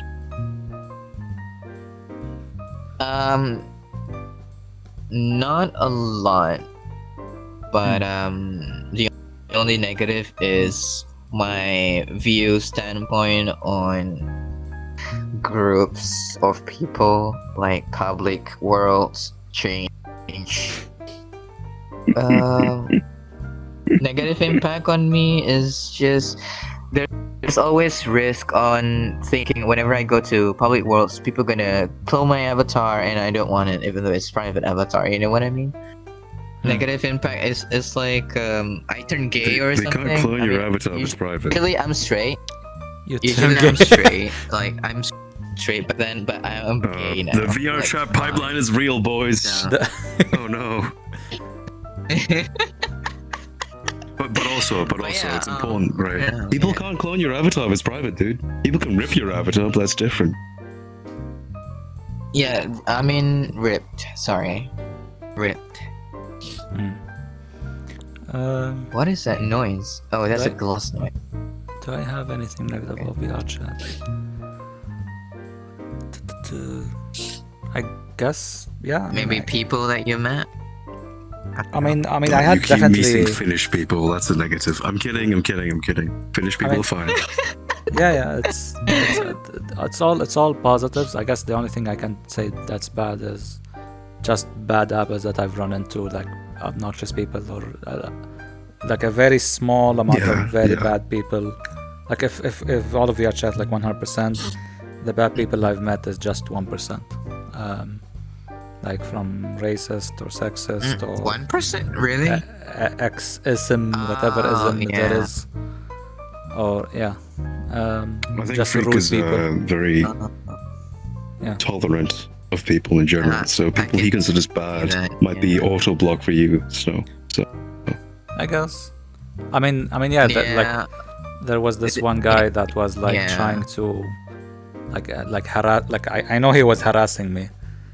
But I'm like, let's have a discussion about that. Like, why? Wait, why was he harassing you? Wait, what was the reason?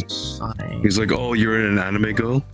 Yeah, like, why are you a woman even though you're a man and like all that stuff? That's one.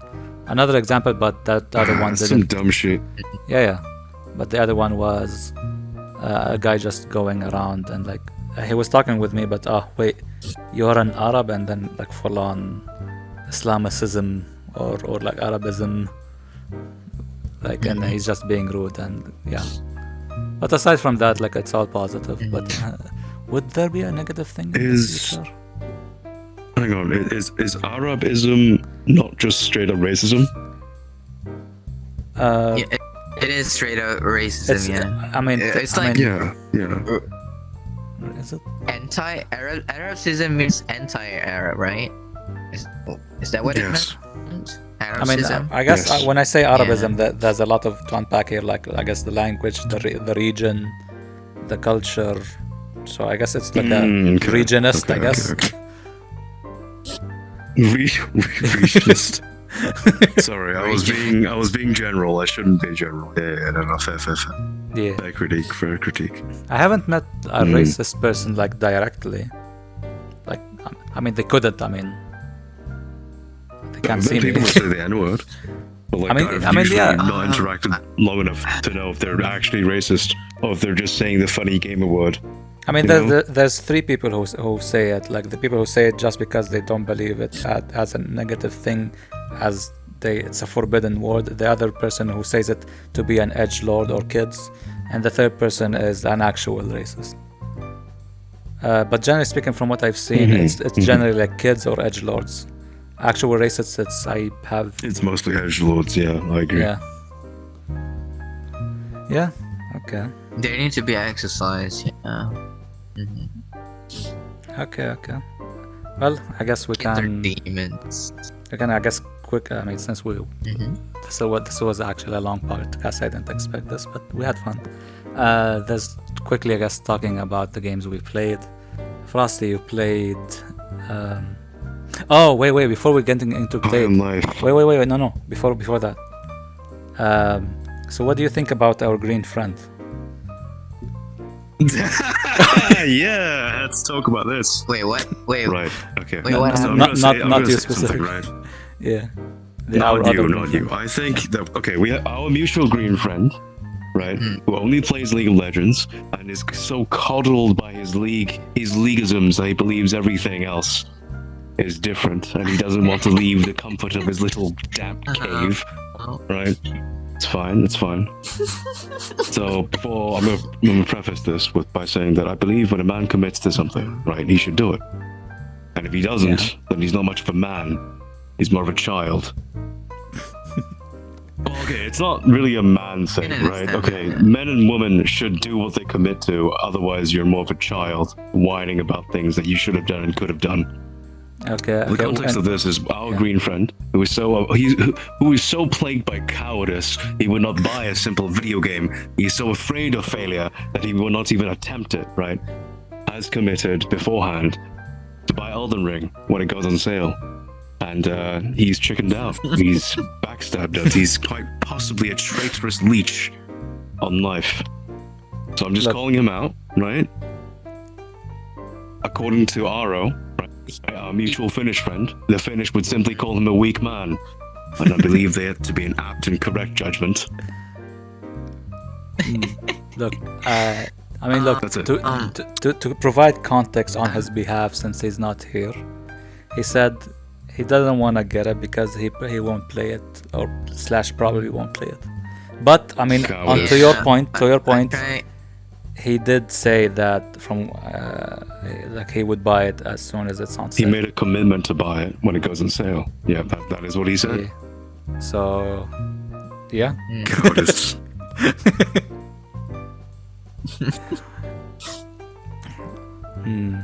Well, hopefully he buys it. Who knows? Maybe he still has time. He still has time. He still has time. You know, the sale ends on the 5th of January. Yeah, I'm being optimistic around that. My faith is waning. It's waning. No. I'm a pessimist. My faith is waning. But it's alright. I had him pegged for a child the moment I met him. Woof. Anyway. Wait, so he's not a mommy anymore? He was never a mommy. I think he's a furry now, right? A mother knows how to take responsibility, after all. I don't know. For their actions and their commitments and their words. Yeah, he's Not but a child. he's rolling around as a furry right now. A green white furry. Yeah, that's true. A green white furry. I respect Disgusting. it. Let's go. Sorry, nothing wrong with furries. Nothing wrong with furries. With a lot of Nothing wrong with furries. No. with a lot of jiggle as well, like a shit ton of jiggle. If you see him, right, remind him to buy Elden Ring. Yeah, I will. I would. Good. Okay, now back onto the games. You play. Wait, what's it called again? High on life. High on life. How is it so difficult to remember? God damn. Look, because I'm high on life. Aha. No, God. Sure. Yeah, what's your thoughts on it? High on Life is pretty good. Yeah. Okay, so High on Life is a game by Justin Roiland, the guy behind Rick and Morty, and a lot of it, honestly, sounds like the dialogue you would see from Interdimensional Cable. It's not bad. I think the shooting feels fine, and I think the different gun mechanics are pretty fun. I've not completed it yet, so I do not know the end game, or indeed what happens to the end, or whether or not the game goes downhill from now. I'm having fun, though. I will say that the game feels like it doesn't really respect your time a lot. Or at the very least, the game feels like it's very fond of the dialogue it's written. The game is very dialogue focused and very dialogue heavy, but I still think we should have the ability to speed through some of it or skip some of it. Sort of built into the game. As of right now, I believe there are there is no way to skip the cutscenes or the fixed dialogue sections. I guess there are no real cutscenes. In terms of performance, it performs fine on my system. I will say that there are some concerns I have, namely that there is no sort of FOV slider, which is strange. I really want there to be an FOV slider, and that's about it. Oh, I love the design of the guns. They all look like weird alien dicks. I can agree with that. They're fun. I mean, the guns, like the guns and the dialogue is all fun, and it's filled with a lot of awesome characters and all of that. But while watching you play it, and watching trailers or watching other Let's Plays, I was very reluctant to buy it and play it, even though like I know like the dialogue will be great, because the thing I felt, and you can tell me if you felt it that way, which is maybe the world like feels bland and it feels very plastic. It's very soulless. I know it's kind of like weird considering the characters to say this, but it just, I don't know, it just feels like a game that will get. I think you're right. So it's not really an immersive sim. It's not really an open world game, or it's not really the same game in the sense that Witcher or God of War is where the world feels alive, right? I think it's much more of a traditional shooter, right? Like one of the I don't know, like Portal, something like that, where really the world is a set piece, and you can feel it quite strongly that the world is an act, right? Is a theater, or rather, is the stage that you play on. I don't think that's inherently bad as long as the gameplay is fun. But yeah, it's a missed opportunity for them to really truly develop the world itself. But hey, not every game has to be Witcher 3, right? Yeah. It's fine. Yeah, I guess that's the only negative I see in it, which is basically. I'm assuming you watched a lot of Rick and Morty, right? Yeah. Okay, I don't know which episode, but I think there's like a couple of them where everything feels fake, like all the characters, all of the characters are robots or are aliens, and you're just, what's happening? That's the kind of feeling I get when I'm looking at that game. Yeah, no, this is definitely a bit of that. Yeah, like feels like it's artificial. Yeah, no, that's true. Okay. Okay, Snow, you did mention to me that you played 3 games, and I was gonna put one of them. Never mind. Yeah, I was gonna mention one of them. It's like, let me put Sword Art Online, but then you said the 3rd game. I was like, never mind, cancel the other 2 games, and let's talk about Koikatsu. How are you enjoying that game? Okay, I'm not Snow, but I'll preface this by saying that Illusion Soft is amazing. Their card system is fantastic. AI Shoujo is pretty good, and Honey Select is pretty good too. If you don't know what those are, kids, don't Google it. Wink, wink. Yes, do not Google it. People will always not Google stuff. There's a couple of But I actually don't. Of the game where there's some parts I can't alter. Wait, have you modded the game, Snow? Not yet. There's a incredibly large modding scene. Go mod the game, it's good. Okay, I would do that. Okay. Okay, what did you enjoy about the game? Yeah, you know what? I'm gonna mod the game. Holy bastard, what do you think he enjoyed? The scene. Don't say that. The scene. I got a lot of disappointment out of the game, mostly because I don't know, it can be modded, that's why. So one of the main reason. Disappointment is just I want to alter so much of the face area, the eye area, but there's no option for it. So I was like, okay, looks scuffed, but yeah. Yeah, mostly the scene. I want more scenes. Yeah. So the bad things about it is like such low customization that you didn't really play out what you Yeah. wanted. Okay, I need to like say this right. The bad thing is vanilla, like without mods, very few customization options. Okay, I think that's fair. Yeah. Very few. Yeah. Okay. Okay. I mean, I think that's what the Fair. game, like how games should be looked at. Like we shouldn't have to rely on mods to review a game, you know. No, I agree. Okay, in that case, since you know about It's like a. What? It's like a beginner kind of like. I just knew about this game kind of like review standpoint. I guess if that makes sense. Well, I mean, my controller keep on dying. You said okay. The bad thing is like very little customizability. What's the good thing about it though? Aside from I guess nice theories. I guess.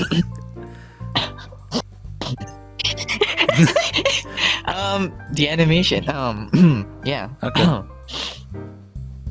Okay. Is that dialogue in it? Let's not linger too long. We've been going at this for like over 3 hours, dude. Not yet. We still haven't passed 3 hours, although we're very, very close. No. It's Again. fluid. Again. Yeah. Okay. Where you can go, you know. Yeah. Yeah. And we gotta do the thing. We know, Snow. We know. Okay. I'm dying. The last game to talk about is Dying Light 2. I got in late. I played it. I enjoyed it. It's better than Deathloop because it performs better, even though it's an open world. Your PC's just shit. It's a higher like more demanding game. There we go. Higher demanding game. More demanding game. Yeah. I Than can't play Deathloop. the game. So That's sad. screw Deathloop. Wait, what do you mean it's a more demanding game than Deathloop? It runs better than Deathloop. It's by definition less physically demanding. No. I got a much better FPS than Deathloop. Yeah, exactly. So if it's more demanding, right, it should run worse. No, but okay, but there's a thing like it's a linear game. Well, not necessarily linear. But while Dying Light 2 is an open world game, and like I look at the scene and it's an open world. There's a lot of more assets. There's a lot of more stuff up close and far away. So you'd think that Dying Light 2 would run even more shitter. Right. It's an open world game that looks, in your opinion, better, but runs but is less load on your system, right? It runs Yeah. better. Yeah. Okay. There we go. But Okay, I mean, makes there are other sense, criticism yeah. for me, like regarding Deathloop. But let's put that aside. So yeah, Dying Light 2, I played it. It's great, and I haven't played much of it. I'm still like very early on in it, and but I like how it moves. I liked how the jumping works, and the zombies are fun to play, and the melee combat is great. The only complaint I guess so far is, I mean, I guess it'll get better over time, of course, which is better movement and all of that. But a side thing to this Dying Light 2, which is, I just want to say it, which is fuck EA. they playing Dying Light 2 reminded me of Mirror's Edge and how I love that game, and how I hate EA for screwing up Mirror's Edge 2, Mirror's Edge Catalyst. They fucked it up so hard that I'm like, Dying Light. They should have made it Dying Light 2, but just white and red. How was that hard?